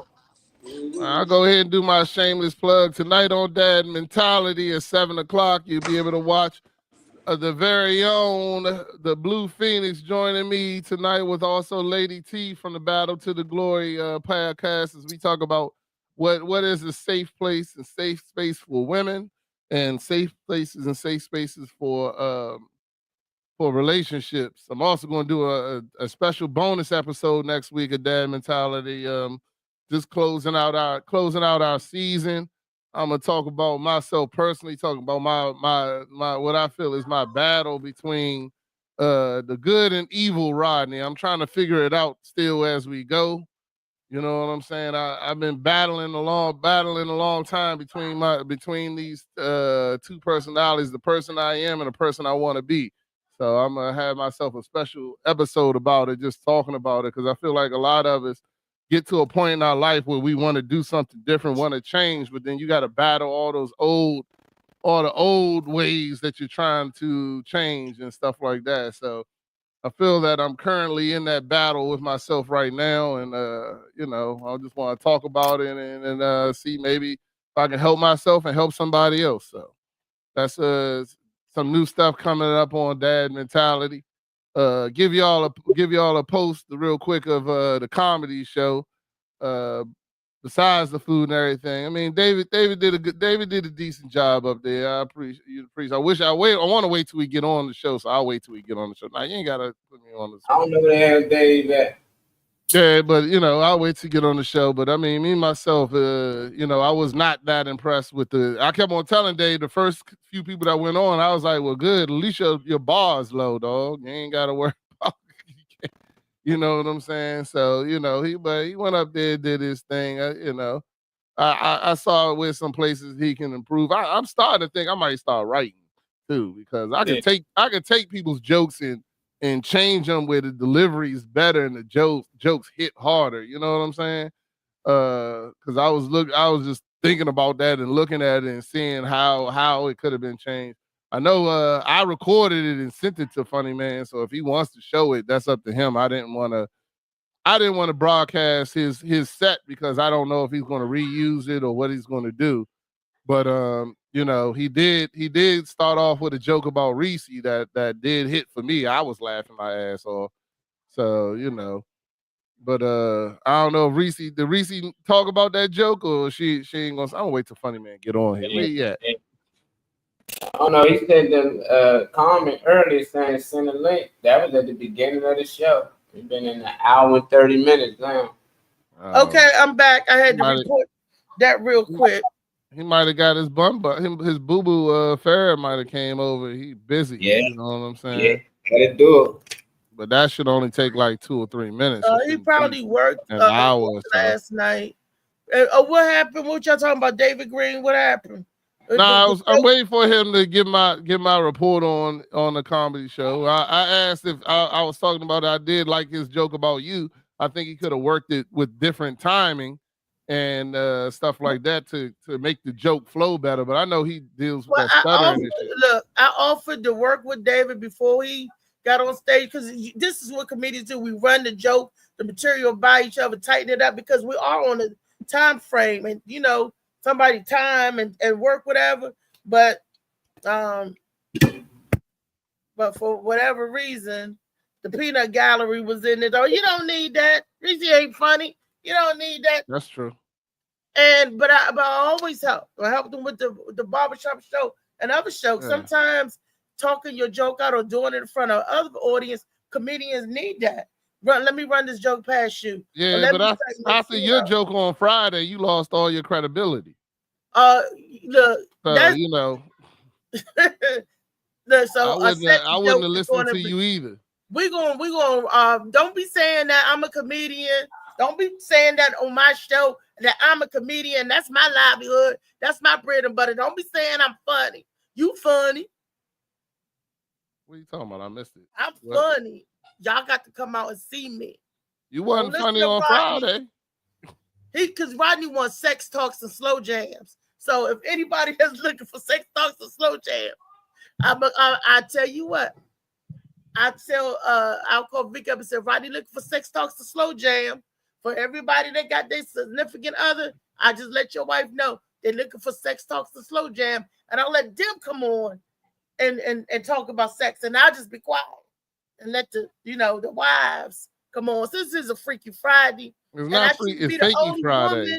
I shouldn't be the only woman that and I'm y'all booed up. So tell me, you can get more women on the show. You can get more women on the show on Friday. That's up to you. That ain't got nothing to do with us. But the women be like, oh no, I want to come on there. They see how y'all be trying to drag my ass. They be like, no, we ain't coming on there on Friday. We ain't coming on there. I might see. I can't even get. Only one was brave enough to come on. It's Farrah and Phoenix. Oh, so it's our fault that they're not brave enough. That's what you're saying. It's because they see y'all hard on the women, and they see that. No, we hard on you. And I'm like, now you the victim again, huh, Althea? Now you the victim. They see how y'all are hard on the woman. It don't affect me. It don't bother me. Ain't nobody scared of no dick. They need to stop playing and come on the show. You don't make them clench their pearl. They're like, oh no, oh it's too hard. Louisa, you feel like we hard on y'all? Tell the truth. No, not on me. On Reese, sometimes yes, y'all need to back up off her sometimes. But then again, Because you got to we know don't- how to come back at them. A lot of men, to me, it's normal. You know, I It don't don't want bother to me. take sex advice from somebody who not having sex. That is not being hard. Well- That's being honest. Well, again, that's what I say. To me, it's normal. But if it's, and that is true, you don't want to take sex advice from somebody who's not having sex, but she has had it. Like your professors in school that was teaching sex ed and all those other places. Your football coach ain't playing football, but he coaching you. He ain't out there tackling and telling you what to do because he been out there in the trenches before. So just because you're not actively in the act of doing it, don't mean you can't tell nobody nothing. Hello, boo boo boo. Yeah, but it ain't because but our football coach will get out. You know, our football coach put on pads. Our football I coach put on pads too. no, I put on listen, no, you football won't. pads. You ain't putting on So- nothing. You ain't so- putting on nothing. You out there saying, nah, I'm good. Like somebody throw you the ball, you can't even catch it. You don't even you like, I don't want to catch it. You know what I'm saying? If my And football that's coach my is out there, prerogative. if my football coach, well, you gave the analogy, so I'm just But that don't clarifying the mean that I analogy. don't know how to catch it. I'm not doing it. Don't mean I don't know how to do it. Ain't nobody You're not gonna riding tell a me. bike right now, but do that Ain't mean you nobody don't know gonna how to tell ride a me bike? how to make music when they deaf. Ain't nobody gonna do that. That's what you are See, right now. You that's can't the tell me how to make difference. music. You I'm deaf. not deaf. Yeah, you are. I'm not desensitized. I still got all the senses and everything. Well, You deaf. Say, go ahead, Weezy, say something. What I Because was Ronnie gonna say don't- is, I like the idea of you bringing other women in that are active now. There you go. You also have the skill and the know-how because you've done it, but you also Yeah, not but the problem is, Phoenix, when we talk about it, she never talks about herself. She says, I think women or I think men do this. Well, we don't care what you think because you ain't doing it. I want to know if you're gonna tell me what you did or what happened with you. That's one thing, but don't talk for all women or don't talk for all men when you're not out here. You're not doing it. You I'm can't not talk speaking about it for all when women. you're not. You do that all the time. another You thing, say when that I for all do women tell all you- the time. When I do tell you, Rodney, what I do or have done or have did, what's the first thing come out your big Yeah, mouth? what happened in No, no, no. 1996? You're right. No capping. No capping. Don't be hating. Don't be hating. That's the first thing come out your mouth. When I tell you what I do you call in capping? So don't ask me what I do because you're not going to believe me anyway. So let's get believe some you, other you was women on the show and ask them what they do or did or whatever. Hello. Free Friday be good, but it just went. I like when you bring up your stories too, Reezy.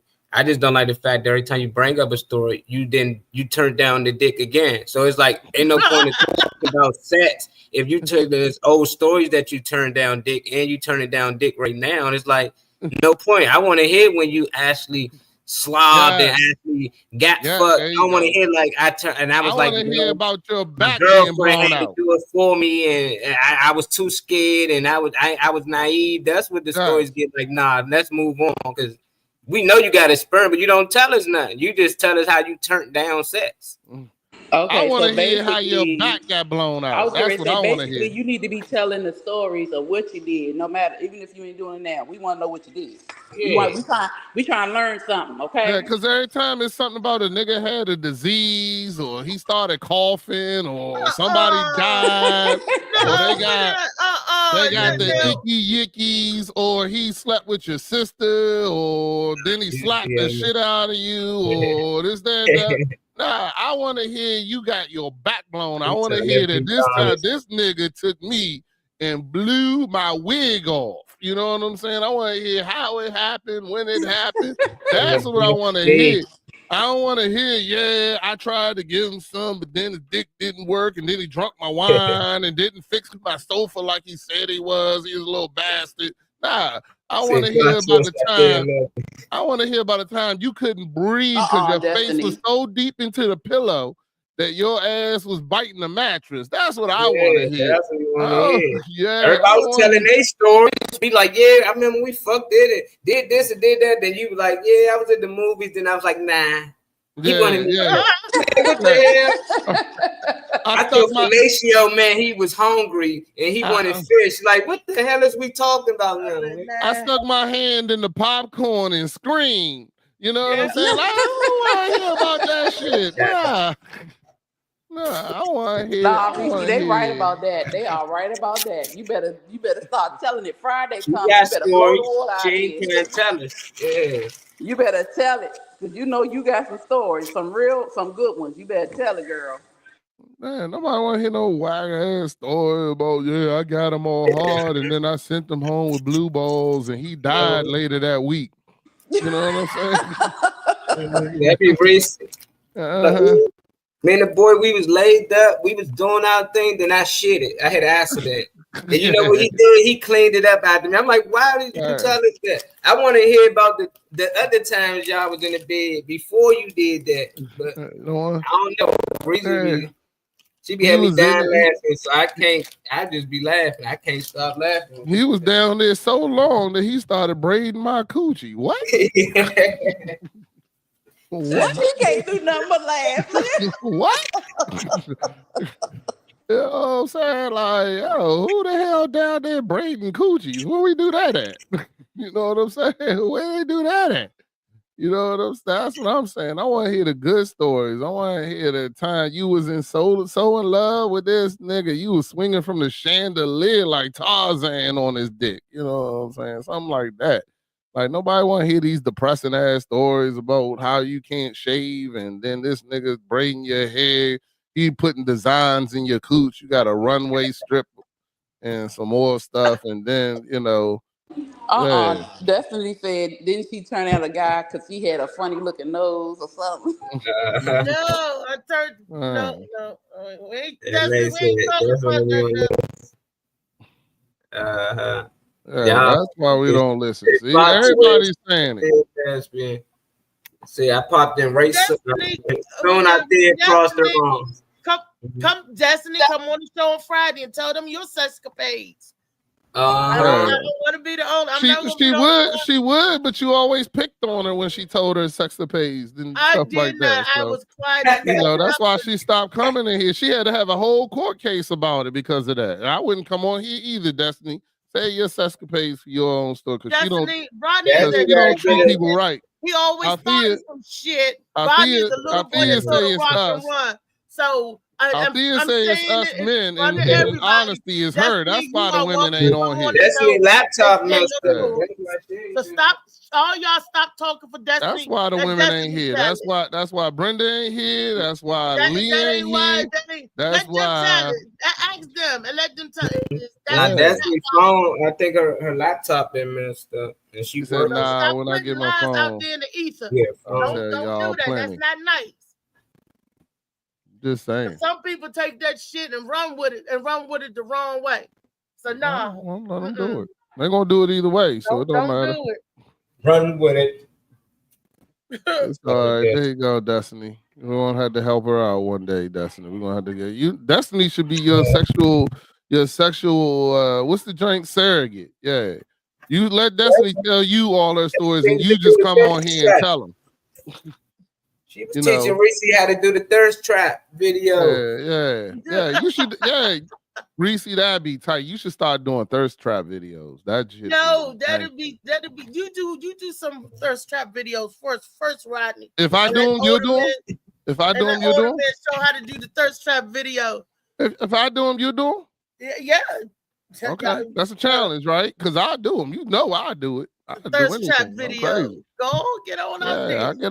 I get up there and do some little belly rolls or some shit. I don't know. I'll figure it out. Rose tonight. Lord have mercy. Now you know he'll do them, Reese. You know damn right I do. Got Tucker Road tonight. I drive out. Yes, you do. Yeah, I drive out to Tucker Road. How you doing, damn mentality and Tucker Road? I'm not doing Tucker Road. Vicky doing Tucker Road. He said jelly rolls. I said I'm gonna do belly rolls. No, Tucker Road is the place that. No, but I said I'm gonna do belly rolls to get girls, get the the ladies' attention. Thirst You know trap. what I'm saying? My thirst trap videos, yeah. But I'm worried That's I might. gonna get Belly Rose is gonna get the ladies. I don't know what to do. I'm gonna figure something out though. Don't worry about it. I got it. I'm gonna put you on a speedo or something, and me and Chow bout we do something together. Look, why you bringing Chow up in it? Chow didn't say nothing. Because Chow, I can bring Chow into Chow anything I want. But Chow said he was doing the other video, so you know He Chow was down. looking for me. Me and Chow supposed to do our video, so Chow always down with stuff. You know, What video No, ain't nothing. well, basically Friday, Reese gonna have a bunch of stories for y'all, and y'all better listen. Oh yeah, let's get Althea to write them for us. Well, I mean, let's get Destiny write the stories for Althea and send them to her so she can read them, and that way we can have an interesting story. nobody for has Fakey to Friday.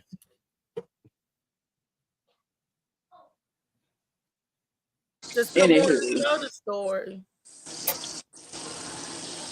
Fakey Friday, that's what we call it. Oh, Josh, cut it out. What Josh say?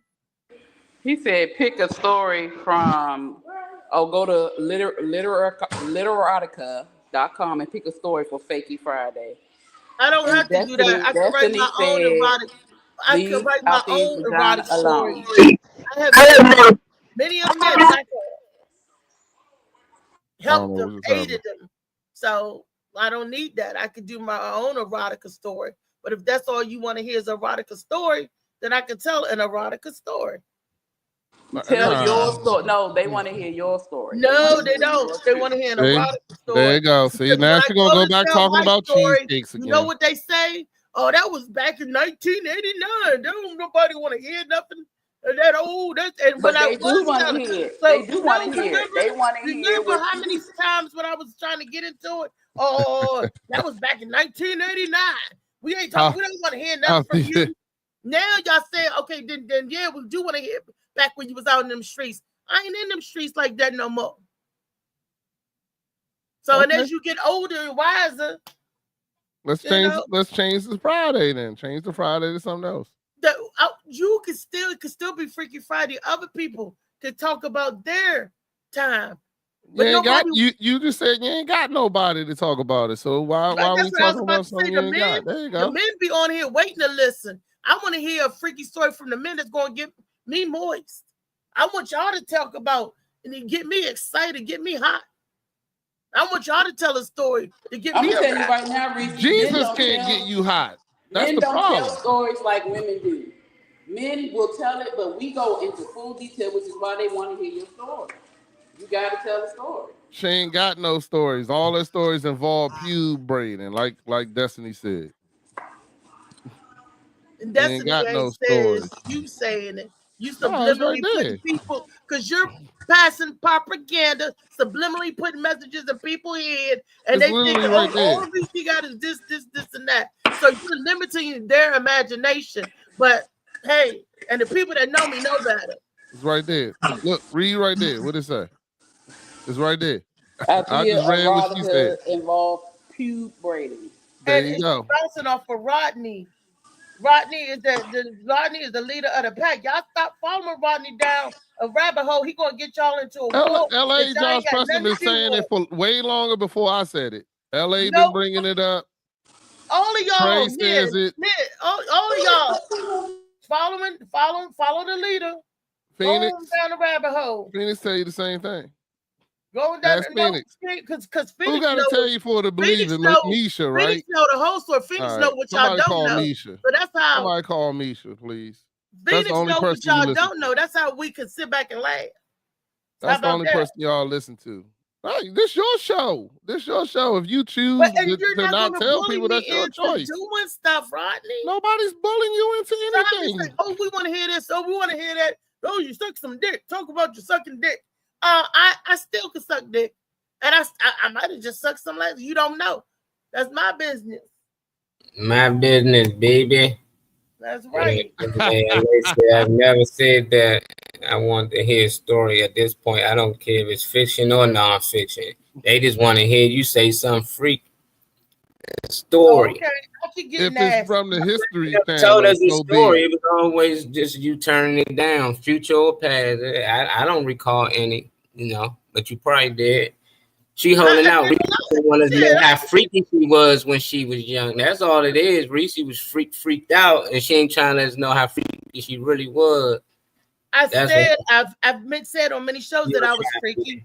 But the good girl story, though, is always this innocent girl story. I was like, oh, what is that? A penis? No, get it away from my mouth. What he got in my hand? I woke up with a dick in my hand. So it's always this innocent story. So it's like, I don't get what you saying. Like you was freaked out. A freaked out girl would have woke up and did other things. And all them other stories, she'd have did something else. So that's why I'm like, you holding back. You ain't telling us the freaky side. You just telling the side when you was being naive and he blowing your coochie, you dying and stuff. Like, nah. That's just when you knew you wasn't dying and he was blowing on that coochie and you liked it. That's what we want to hear. Right. Saying, Phoenix, tell us the story then. LA say Phoenix, tell us. It's still you telling Phoenix the story. So I don't never take third party joints when people say that. They be like, ask them. I'm like, how you find out? Was you there? Nah, they told me though. Like then it's the same thing. It's like you can still ain't no proof. Girls do tell me to dip into the Sex Chronicle. They going to pay for that. I'm gonna be like Josh podcast for a nasty story. Send $5. We might cash out $5 right now. We want to hear. Not right now. We're doing it for Freaky Friday. We about to send it. Put the cash app right here, guys. No, because this Monday Madness, and I'm not gonna take. But Molly, she gonna be talking about eating cheesecake. I ain't got time for that shit. I ain't sending my money for that. No, you send your money now for Friday. Send it for Friday. If I send it and she's talking about a cheesecake, I want a refund. Okay, that's all I gotta say. If I send it and she talking about cheesecake, I want a refund. And I want names. I want this to be it gotta be a true story with names and everything. I named everybody I'm talking about. See the pineapple leaves. That'd be good. I'm not telling nobody's names because they be watching and they, You don't have to tell names. All you have to do is say what you did, girl. No. You didn't hear what Rodney said. He said he wants names. Ain't nobody giving out no names. Phoenix. What? This is how bad she is at telling stories. That anybody else would have said okay and just gave me a different name. You know what I'm saying? Like, yo, come on. That's how bad you are telling stories. I'm going to keep the integrity. I'm going to keep it authentic, but I'm not going to. I will switch the names to protect the not so innocent. I'll tell you that. That's what I'm gonna do. Because that'd be wrong to me to tell them what we did 2 years ago, Rodney. That would be really wrong. And say, you did it though, right? Or me and whatever. Get them on the show. Tell them to vouch for it. You act like what you do. So what you did is something that everybody does every day. You the only person that thinks it's a secret. That's what I don't understand. Well, my business is my business. You're the only person that thinks it's a secret. You're a public figure. You're a public figure. You're a public figure. You're a public figure. And public figures don't you told everybody what you was doing on stage with Tink Tink and whoever else. You didn't ask for permission. I didn't use Tink Tink. I used Tink Tink. You did. So what? And that's not the man's name. That's a made up name. Yeah, that nigga named Tink Tink to me. But exactly, I make some names up. Okay, there you go. Yeah, there you go. It's not bad. It's not that hard. It's not that difficult. I'm just trying to help Freaky Friday because right now you don't need to help Freaky Friday. Help Freaky Friday by telling the story. I tell my stories all the time, and I use names. And you can look them people up. You can call them too. I don't give a shit. Your wife. Not just my wife. I named Renee. I've named LaShanya. I named a couple other people. They my Facebook friends too. You can go tag them. They don't give a fuck. They know what we did. Shit. There ain't no secrets. What we did is what we did. And some people like to keep their business private, right? You got to respect that. So. Or you can ask them ask them if I can freely talk about it too. Don't use their name. You can ask him if I I can freely talk about it too. You could do that too. Yeah. All right. But what was Friday for? Why you create Freaky Friday if we don't want to talk freaky on Friday? Well, Freaky Friday, it wasn't to hear about my story or escapades. It was we was talking about stuff. We was talking about this porno industry. We was talking about stuff like bleaching buttholes. We was talking about different sexual positions. Y'all say don't talk about you. Now I want to talk about you. Don't talk about you. No, you do talk about you. You bring it up, then people question it, then you get mad. That's what it's all about. We never just say Reese tell us a story about you. You bring it up voluntarily. Say, oh, that reminds me when I was dating this guy and and he did, and you tell the story. We don't ask you for a story. You could just say how you feel about. And then when I tell it, then you say, "Oh, you capping." So I'm like, okay, then don't let them tell you capping. Don't mean you gotta argue with them. Tell it.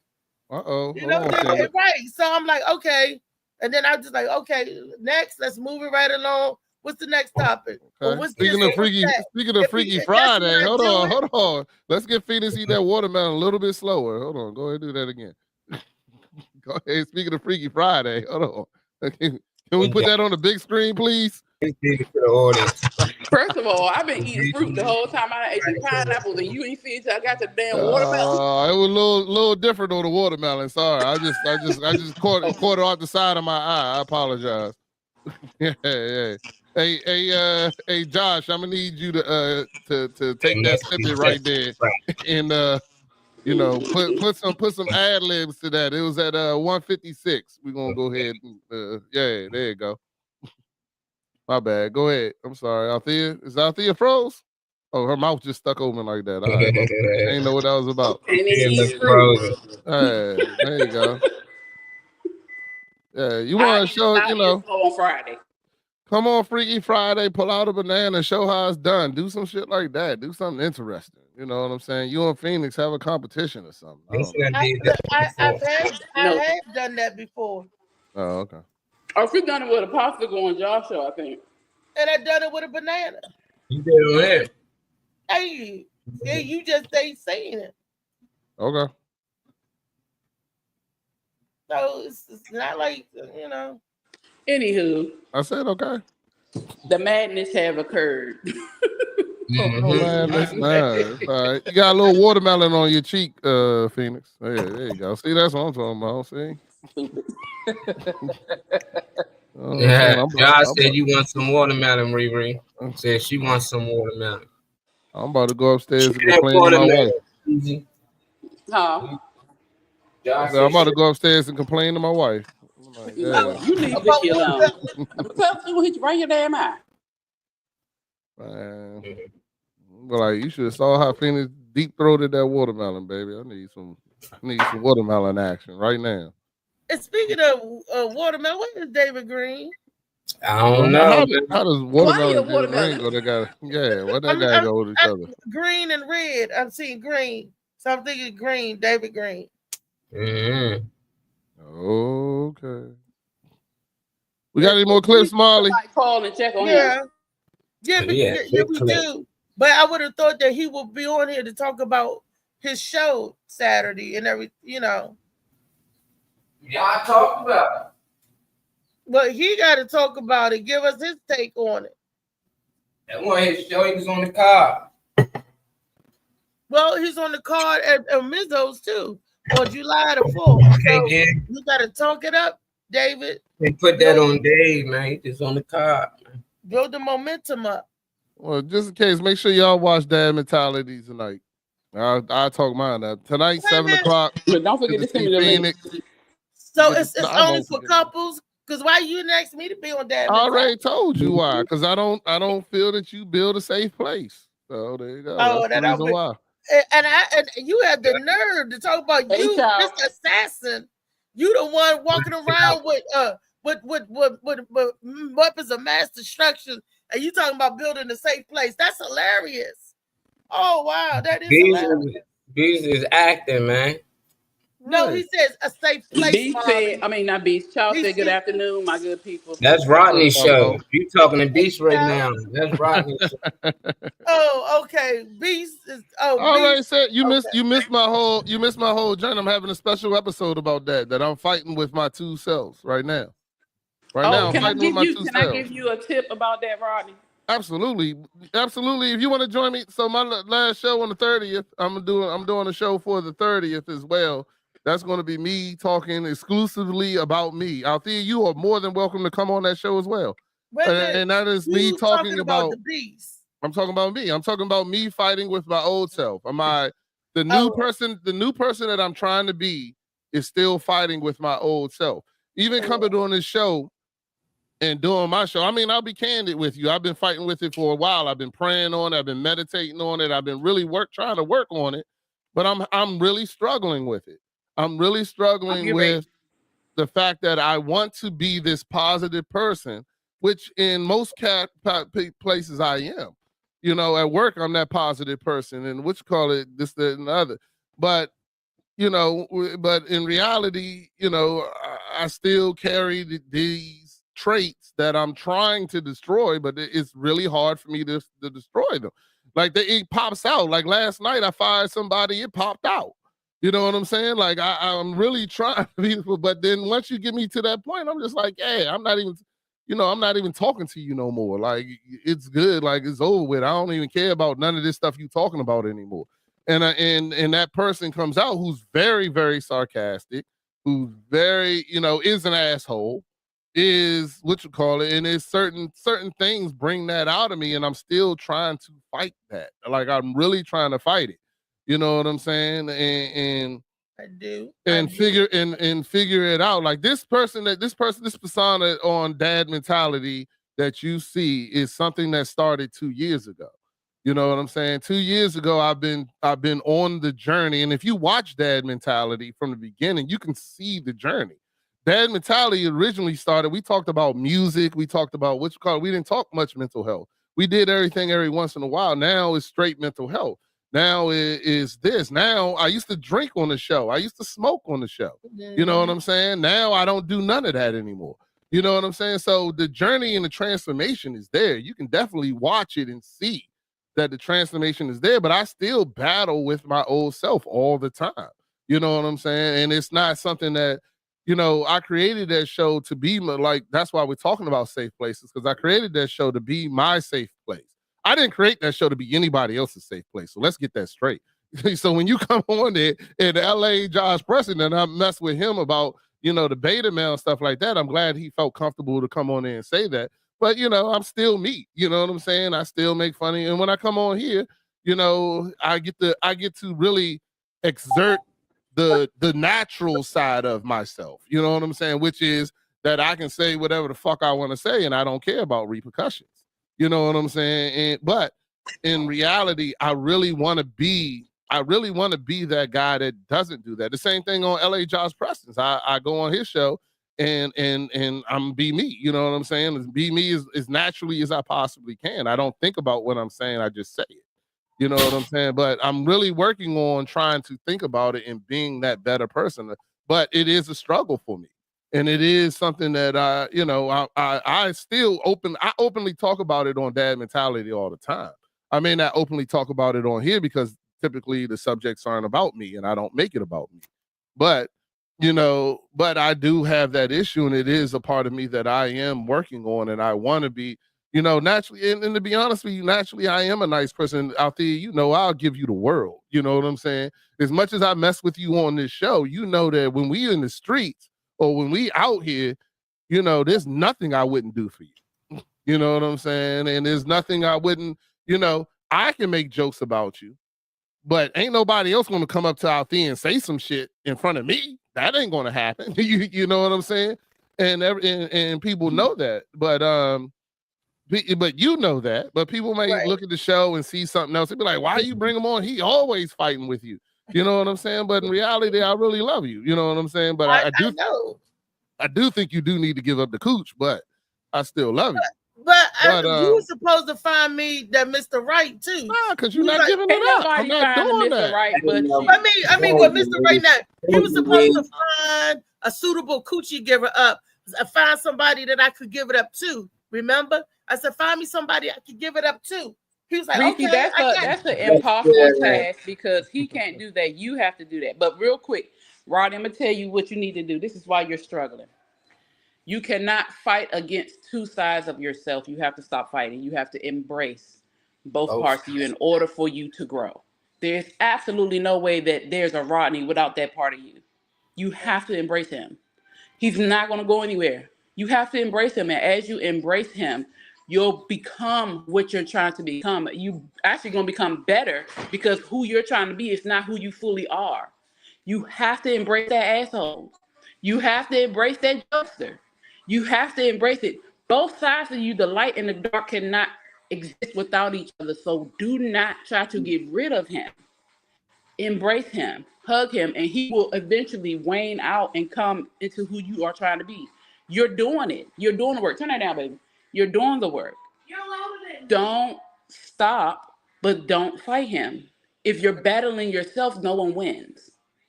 At the end of the day, it's you. You are who you are. Be who you are. And like we said, you've grown over time. You're going to continue to grow. But don't fight your darkness. The more you fight your darkness, the more the darkness is going to try to come out. It don't take much when you fight it.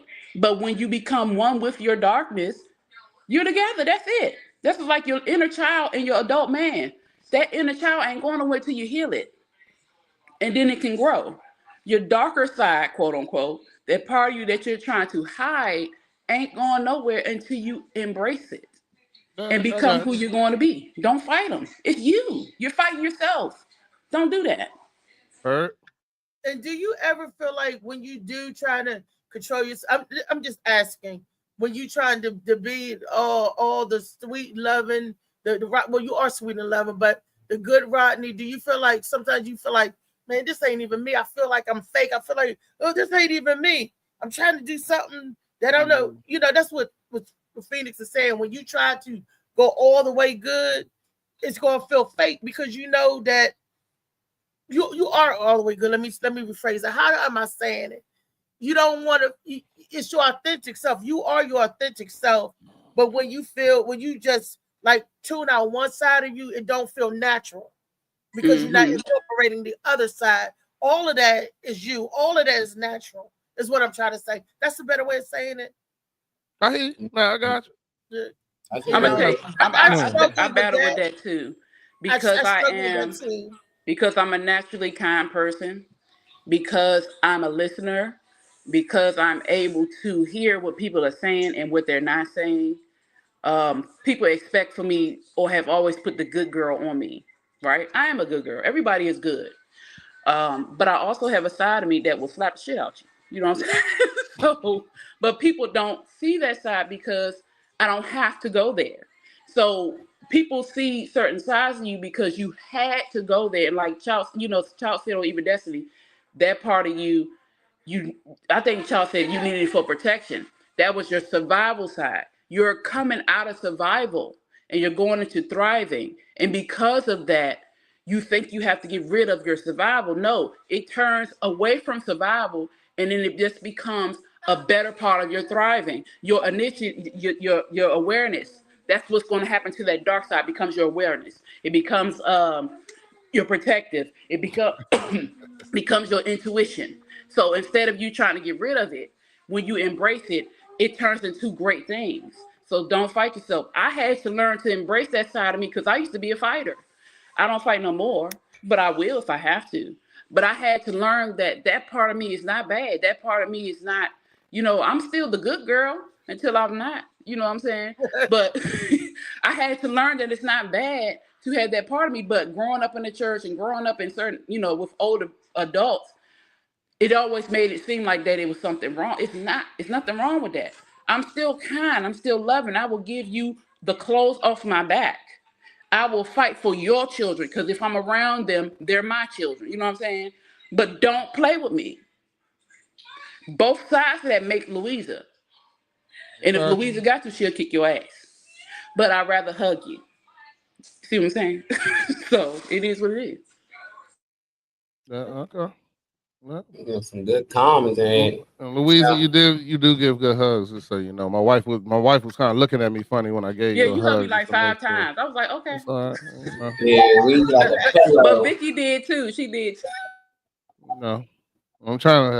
I was suggesting my wife. I was telling her about Chow Bao, how he would bring his girl brings, people home, and I was just like, just in Now you case. trying to pull another side out of Big How you doing? How you doing, Molly trying Louisa? to tell y'all what they saying, and you still trying to get up. Molly, go ahead. Tell what's the comment? LA said, "Give me the clothes off your back now." That's LA right, need to LA. go sit down for That's that. right, LA. Exactly. Child say you got to go to the beach and let that dad bod flex on him. Yeah, let There you him go. flex on him, child. The dad bod Hey, flex. child, let's do a what is it called? What's that thing called? A thirst trap war. Let's do a thirst trap war. See who can make the best thirst trap videos. Yeah. I'm down. Yeah, I have my goal. I love dad bods. I'm not one of the women who want all the muscle. Dad If you bod. got it, cool, but I'm a natural body woman. I don't give a damn. I want to see the belly. I say that other you is an old space place, that person that won't let anyone disrespect you or people you love. Right. Oh, okay, I see what he's saying. Yeah, he won't let that It's your happen. old safe place. I get it. Yeah, it's your survival mode, but you don't have to be in survival mode no more. Therefore, you incorporate it so that you can use it while you're thriving. I had anger issues coming up because I was scarred coming up as a child, and that anger was flexing all the time. And so a lot of therapy and stuff and meditation and prayer, I had to learn how, like Louisa said, coexist with them both, and be rational with them both, have a conversation with them both. What Molly will tell you, I don't know which Reese I would get. She be the flip and somebody else come out on you. And I'm guilty as charged because I'm dealing with a lot of things and emotional stuff is still, but time, we ain't nobody perfect. We are all still a work in progress. All of us, even on this panel, we are all striving to do better for ourselves. We all are work in progress. And I'm about to work in the heat. Don't work in the heat. You got to respond. I think we just respond to so many different things. As you get older, you start to respond different when you learn. So I don't try to separate the two. I had to learn that too, the yin and yang, the good and evil. You need both because sometimes you got to be a dog. Sometimes you got to get mean. Somebody playing with your kids, like, fuck that. I got to turn to something that I'm not. So you can't turn that switch off. I can't be the one like, look, let God handle this. And no, you do something to mine, you going. I don't care. I'd rather deal with the consequences and all that. But you do, as you get older, you start to realize you might get into it with somebody. Back in the day, you might put hands on them just for saying something. But then when you get older, they say something, you're like, I can ignore that. I'm still that same person, but I can ignore that, or I find other things to say, the rebuttal that, like if you say something, I can say something. But that was another growth. Just ignore people that's like that can bring that person out of you. But you definitely need both sides, but you do need to know when to let that person out and when not to, because letting that other side out, can eventually get you locked up. Sometimes it can put you in a situation, can get you killed. So that's where my learning part came from, because when we grow up, that's what it is. Y'all beefing, fighting. When I grew up, it ain't like you get up and it's 10 people and it's 10 of us, we meet up. Nah, it's gunplay.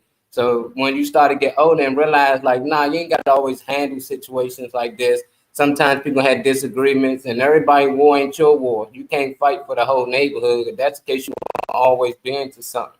So I just try to be me, authentic, everywhere I go. If I go into the church, I'm Molly.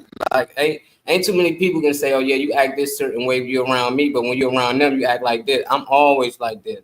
I'm like this all the time. The only time you might see me do something you never see me do is because I might be playing basketball. You never see me hoop. But at the same time, you can't say if I do something, I react to something in a way that you never seen, that's not me. That's just your first time saying it. When people first see me play sport, they ain't know you can play like that because it's your first time saying it. But for people who see me play for years, they know I can play. So people that know me. They know if niggas play with me, I will respond a certain way. People that know me, they know not to don't do that the more. But people who don't, they act a certain way. They don't know. So it's just like they got to find out just like everybody's find out. So I get it with beats. Like people that know beats, they probably know what ticks and what don'ts, what you should say, what you shouldn't say. But for people don't know him, they probably just be going out and then he lose and they looking like, there ain't no beats was like that. Well, his wife did, his kids knew. His friends and them knew, don't play with him like that. This the part of him you gonna get. That's how I look at it. Chelsea, I'm with it. So They gonna be out there in Speedos and white socks and boots. I already got an idea. I might have mine posted by the end of the day. Speedos, white socks, and boots. And because I'm these friends and I love him, you know, I wouldn't want to see him upset at that level, and I wouldn't want the darker side of the moon to come out. Same way with Louisa, I wouldn't want to see that. The same way with Molly, I wouldn't want to see that coming out my brothers and sisters. You know, so you don't poke the bear, y'all. People gotta leave. You know, don't poke the bear. You want to show him your new haircut? Yeah. Come on. Show him your Said new don't haircut. poke Come the on. baby. Oh, There you look go. at the baby. Show him your new haircut. Fresh cut. That's the same dog. Yeah. Look at Pep. Put Got some it all pep cut off. Oh, yeah. Look. He looked like a different Oh, dog. what up? Mm-hmm. He don't look like the dog that was holding He's the trying vest to and save y'all. He got AK your and all eye. of that. Got all his hair cut off. Look, you Yeah. might, Pepper, you look so good, you might make somebody want to bite you, baby. You There you go. All right, down. Pepper, All he right, got that's down it. too. Pepper's like, all right. All right. He's like, all right. He was like, I'm gonna wait for Mama to go to yoga class, and I'm gonna be with her. And He do he yoga. knows Pepper's a good guard dog because he could right in front of Vicky. Like, all right, he put himself between Vicky and whoever. That's funny. Pepper be like, yeah, I'm gonna sit right here. Go on, do what you're doing, Vicky. Go on, Vicky. I'm right here. Nah, he's a good boy. That's my boy right there. Chow Bao try to say he ain't a real dog. I heard it coming. I knew it was coming. But Pepper's a real dog. Look, give him one of Pepper bites. He Say, called my you don't believe it? call my dog a beta dog. You know what? They play too daggone much. Beta. Until Not he the chomping on your dog. butt. You be like, that ain't a beta Yeah. dog, that's a Jaws dog, because his jaws is wrapped around my ass cheek. Don't play with it. Play with it, but don't play with it. Life is good, man. And animals are the most beautiful creature, and they go back to their natural instinct, and they will eat your ass up. That's what they say animals ain't got souls, but then they turn around and named it soul food. Huh? Soul food. What? Yeah, that's what the word came from. You gotta look into what soul food started, why they call it soul food. But the animals that Oh, they you talking about? Okay, you talking about? Cause are you going back into your vegan shit again? All right, my bad. yeah, I'm telling you, hey, that bacon got. I made a bacon egg. I made a bacon, egg, and cheese sandwich the other day. That shit was good for my soul. Whatever soul that came that's from. where all was that anger delicious. coming from. You wondering why you pissed off, you fighting with yourself, because you ain't all you. You got all that trauma from that animal you ate, and them other animals you put in there. You got all you fighting with about 10 people in that motherfucker. You ain't you. Trust me, I Like ain't if I fighting. have a show with you, Rodney and It Beast. it ain't really me fighting with myself that much. Trust me, it's that I got other people that Parasites in your body, man. It's the parasites. They ask you to do shit. That's how they link on the shit. They make you eat shit that you don't want to eat, crave shit you don't want to crave. They do it's parasites in fruit too. That's why I said they do the same shit with the plants and fruits and shit. We have a taste for watermelon all the motherfucking time. Shit weird. I want watermelon. my watermelon lemonade, a sea moss. I got that on free. We about to have that. I didn't want watermelon until I watched Louisa eat that watermelon. You know what? I was about to say something about damn plants. You keep bringing up the. I ain't even want none until then. We do know that everything on this planet is living: the fruits, vegetables, and the animals. So we are consuming life, no matter what. Did you do the Molly Palmer one? No, you not. No, because they killed the animal that eat it. We eat living things most. We rather eat plants while they live. Like they That's say, once you take it from its root, that's it. The life source is gone. Let them tell it. Yeah. Well, either Put way. that shit into another pack of plants, and you can grow it even longer. So it ain't dead. If you take a corpse and kill it, it ain't growing no more. It ain't going. The walk tomato, no you more, pluck and the talk tomato, no you more. pluck it, it still got seeds that you can plant and relive again. Yep, you sure can. I understand what you're saying, Molly, but that bacon, it called my name. I don't care what you say. I Them used to love souls that be bacon. calling. I be listening. I ain't gonna lie. Now I don't eat it. I understand why. Give me a steak. No more. They changed it. Something ain't right with it. Well, no they more. putting all them extra hormones and stuff in the food. They changing everything now. And that's why I say, even that's what I was saying, Molly. Our fruits and vegetables are living. We eat living things, but it does different things to our body. You know what I'm saying? Yeah, that's the difference. Yeah, but we eating the things that we supposed to be eating just to get them proteins and stuff. It's like, nah, it's just weird. It's weird. They taste good. I can't lie. I used to like all that shit. You said eating the things that's eating the things that's eating the things. Soul food. Them things got soul. Plants and fruits don't. Very seed. Like, no, I'm on my crappy mic. Can y'all hear me good? Yeah.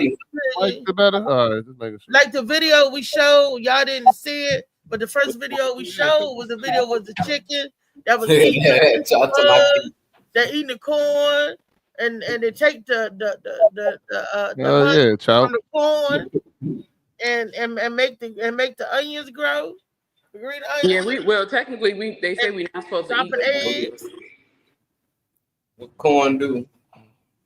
I don't know. It's supposed to be. Yeah, one of them shows, child. I'm gonna come down to Roanoke before the summer over. I'm going down there to holler at Child in LA. We gotta hang out together. I want to catch one of their shows. I'm gonna make it happen. Me and the wife, we gonna do that. I'm gonna plan that as one of our plan. When we have our next date night, I think I'm gonna make that a trip to Roanoke and spend the night down there and go hang out with them and shit and have a good time. That'll be fun. Yeah, you definitely have a good time. You definitely have. I want to go down there again too. I've been saying that when I left, I didn't want to leave. You gotta make it a weekend. Yeah, I got some family down there too, so really I don't even need to get a hotel. But you know, when me and Vicky travel, we like to do some strange shit. So I gotta be in somebody. You might need a hotel then. When we go out of town, we act retarded. We act like we ain't got kids, none of that shit. We be on the balcony hanging from that joint, all kinds of stuff. You don't want. They act like a bunch of teenagers. That's what you're supposed to do. You gotta have a jacuzzi, a pool, all that. I gotta make sure it's got all that shit. You know what I'm saying? That's having fun and enjoying life and enjoying the moment. That's why when I go to North Carolina in August, I got to make sure that my hotel have a pool in it. Yeah. Y'all say hell yeah, y'all can go out for some drinks and some food after the show. Hell yeah, I'm gonna make it happen. What? Some drinks and food. That's what he said. Okay. Probably know your family. Yeah, I'm gonna make it happen for sure. For sure. I'm getting y'all down here, child. I ain't fucking with no Roanoke. We can get y'all to the city. Y'all can actually see people. There's a lot of people in the world, y'all. You know what? 40 of y'all out that joint. I'm just telling you, there's a lot more people here in the city, man. Y'all come here, y'all ain't gonna want to go back home. I know it's probably slow as hell down there. I know people. My friends live in Roanoke. I got friends in Roanoke. He said we don't. You don't do that energy down here. What he's saying? We don't. He don't want Rodney down there. He don't want that energy down. That's what he's saying. Oh, that's messed up, LA. Damn, man. I'm gonna take my wife to that legendary nail salon and shit. I'm gonna be like, yeah, let's go in here, baby. This apparently we'll find a LA Josh Preston wife in here. That's all we. She pop up on show nights just to make sure ain't no shit going on. Marley, what type of smoothie he drinking? Huh? I was asking Marley what type of smoothie he drinking. So much shit in this joint. Let me see what's on. Molly, you got Molly drinking. You know what he's drinking? Sweet malls, of course. I got spinach, mangoes, apples, and pineapples. Then I cut up some cucumbers. You haven't hold up. You cut up the cucumber. The cucumber. Yeah, that's it. And I added my little coconut milk. and I added peanut butter and syrup. I be putting pancake syrup in mine. I don't know why I like that shit. Peanut butter. The maple syrup. Yeah, I like that shit. If I ain't got honey, I prefer honey, but I ain't have none. I said I get molasses. That's New York. I got mad homies in DC. That mean a lot, right? Don't that mean a lot? I got mad homies in DC. If I came up there for a show, mad is like rack. You got a rack, a rack of people. Man, you coming up here then? I might know your family. You got or your man or your mad homies. I'm pretty sure I know a few of them. See, the next show I come up there to get a pop up. I was gonna let you know, Marlon. All right, let me know, man. We always doing something. Let me know too, man. I got you. You come to the restaurant, brother. Food and drinks on me. Whatever you want. I got you. He wants some cucumber. Cucumber. Well, I'm gonna get off here, y'all. Have a great day, Ronnie. Don't forget to send me the link. I got you. I'll send it at 6 o'clock. Make sure you on by 6:45. Just to make sure sound everything good. I do a quick overview of what the show's what's gonna happen on the show, and then we have fun. So I do got a hard out time tonight, so I'm gonna be going on time, and I got to be out because I got a meeting I got to be at by 9:15. So I'm gonna have to end the show by 8:45. So and I'm hard. Go have fun. And hopefully, I can't do this heat. I can't do. I'm in front of the fan, and I'm. No doubt, Beast. Right. LA said you've been to DC a few times. Never have I ever said, I guess, I wish I can stay longer. And you ain't been to DC. You ain't been to DC. Yeah, you ain't go to the right places, LA. Yeah. Like, you come from Roanoke? I see you came from LA and saying that shit, nigga. Your ass come from Roanoke. Like, nigga. We didn't get a chance out here. The fun stuff yet. Because when he came, was at the barbershop. Oh, he did come up here. You had to get back on the road. And that was at Christmas time. I didn't come to the That was at Christmas time when it was cold. And we got to really go out, you know. Yeah, it was a daytime function that he did. It was in the December. You know, with the cucumber. Yeah, it come out. We hit the casinos. We go, you know. He liked the casinos. We go to Gwen House. We can go to Gwen House, hit the pool, everything. We got it all. Whatever you want, we'll have fun. Drink. And wait a minute. As a matter of fact, I know y'all saw the flyers to the comedians. She's having a comedy kickback for the comedians. You have to RSVP. She's a comedy kickback for the comedians. So if you're a comedian, look at the flyer, RSVP, y'all come on up, and she's having a good time where you just kick back, laugh, and you know, there's a bunch of the funny fellas, the funny people. Who you talking about? For the flyer. Where Patrice DeVoe is helping her with it. So everybody know Patrice. Look on Patrice's page and look on Gwen page, and you have to RSVP. Kickback. At least I said, fuck this shit, I'm out. Hey, that's funny. I probably did the same thing, man. If I ain't really know nobody, want nothing going on, I'm gone, man. I ain't about to sit around. Right, because remember, he was with us, Molly. It was the daytime program, and you know. Yeah, but I remember after Shaquan, everybody was like, y'all trying to come back down the harbor. We can grab the ego past the studio. We can do it live. But Shaquan, everybody said they had to leave. And I think somebody wanted a ride back with them. So yeah, I think it was LA. Was LA? Yeah, because he was on his way up there to Philly. Yeah, so he ended up taking her home. Yeah, but he for the ride. After they casino, all that shit. Nah, y'all ain't got our casino. Y'all MGM. Yeah, you gotta come to the casino with me. It's different. All y'all pools, man. Y'all like, man, come to the city. It's different when you come with me. Yeah, it's different when you come with me. But you know, we gonna hit some spots. Legendary food. I'll take you to all the real food in DC, not that garbage they tell you to go to and shit. None of that. Nah, I'm gonna take you to the joint. When we walk in that joint, everything is whatever. We can get whatever, drinks, food, whatever. It don't matter. I'll take you to the He said real spot. He said they got casinos and pools down there, Stone Beach. When you go out there, see what they shit hitting on then. Oh yeah, I'll do that. Since y'all already got casinos and pools, I want to see. I ain't man. sleeping on road. No, y'all might be more developed than I thought. That shit I be on, Marley.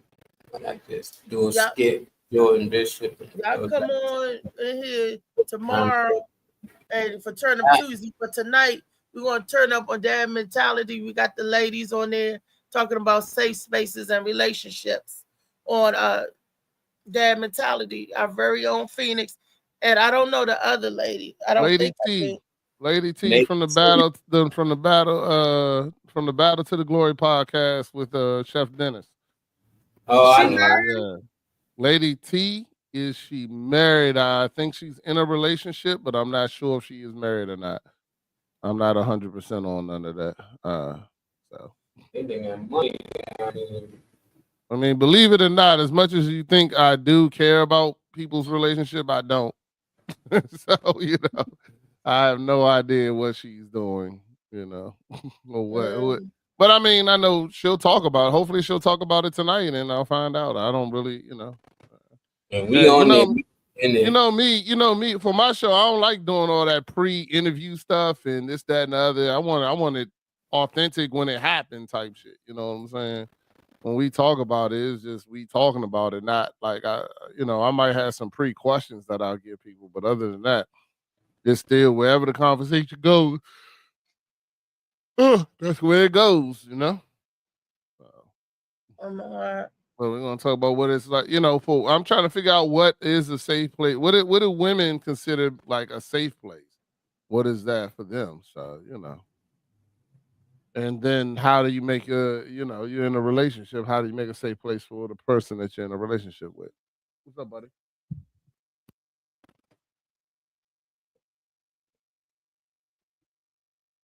Man, Reese, okay?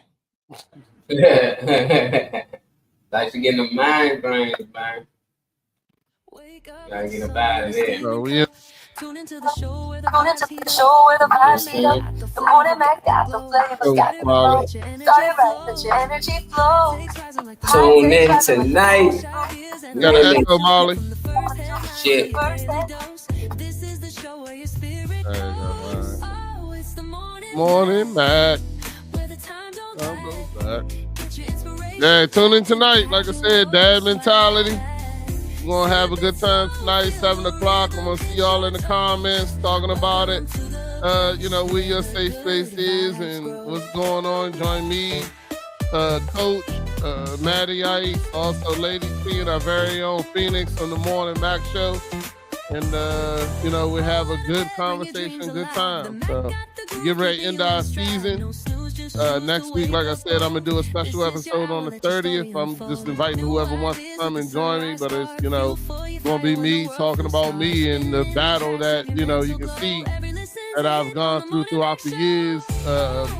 Trying to be the most authentic, best version of myself. And tonight, 7 o'clock, we'll be on all platforms, Dad_Mentality. Hope to see y'all in the comments and we'll have a good time.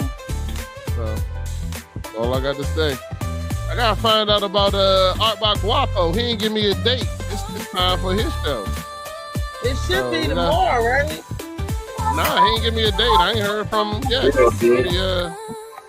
I'll hit him up and see what's going on. I'll talk to Maddie Ice tonight. What's going on? But could be soon for a new episode.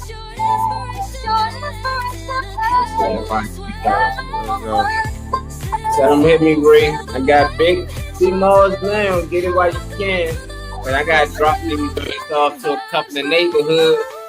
I drop past, and once that go past my neighborhood, they all gonna buy my stuff.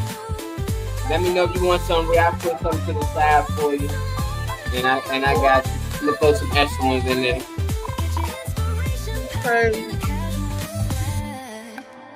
All right, Reed, you gonna be all right, baby? It's shower head time. You need some relaxation. I can't because I can't right now. They're doing all the windows and stuff. So no, give them a show, Reese. You gotta pay for it. All right. You can't No right free now. show- no free shows, Reese. Tell them Reese it ain't the way, man.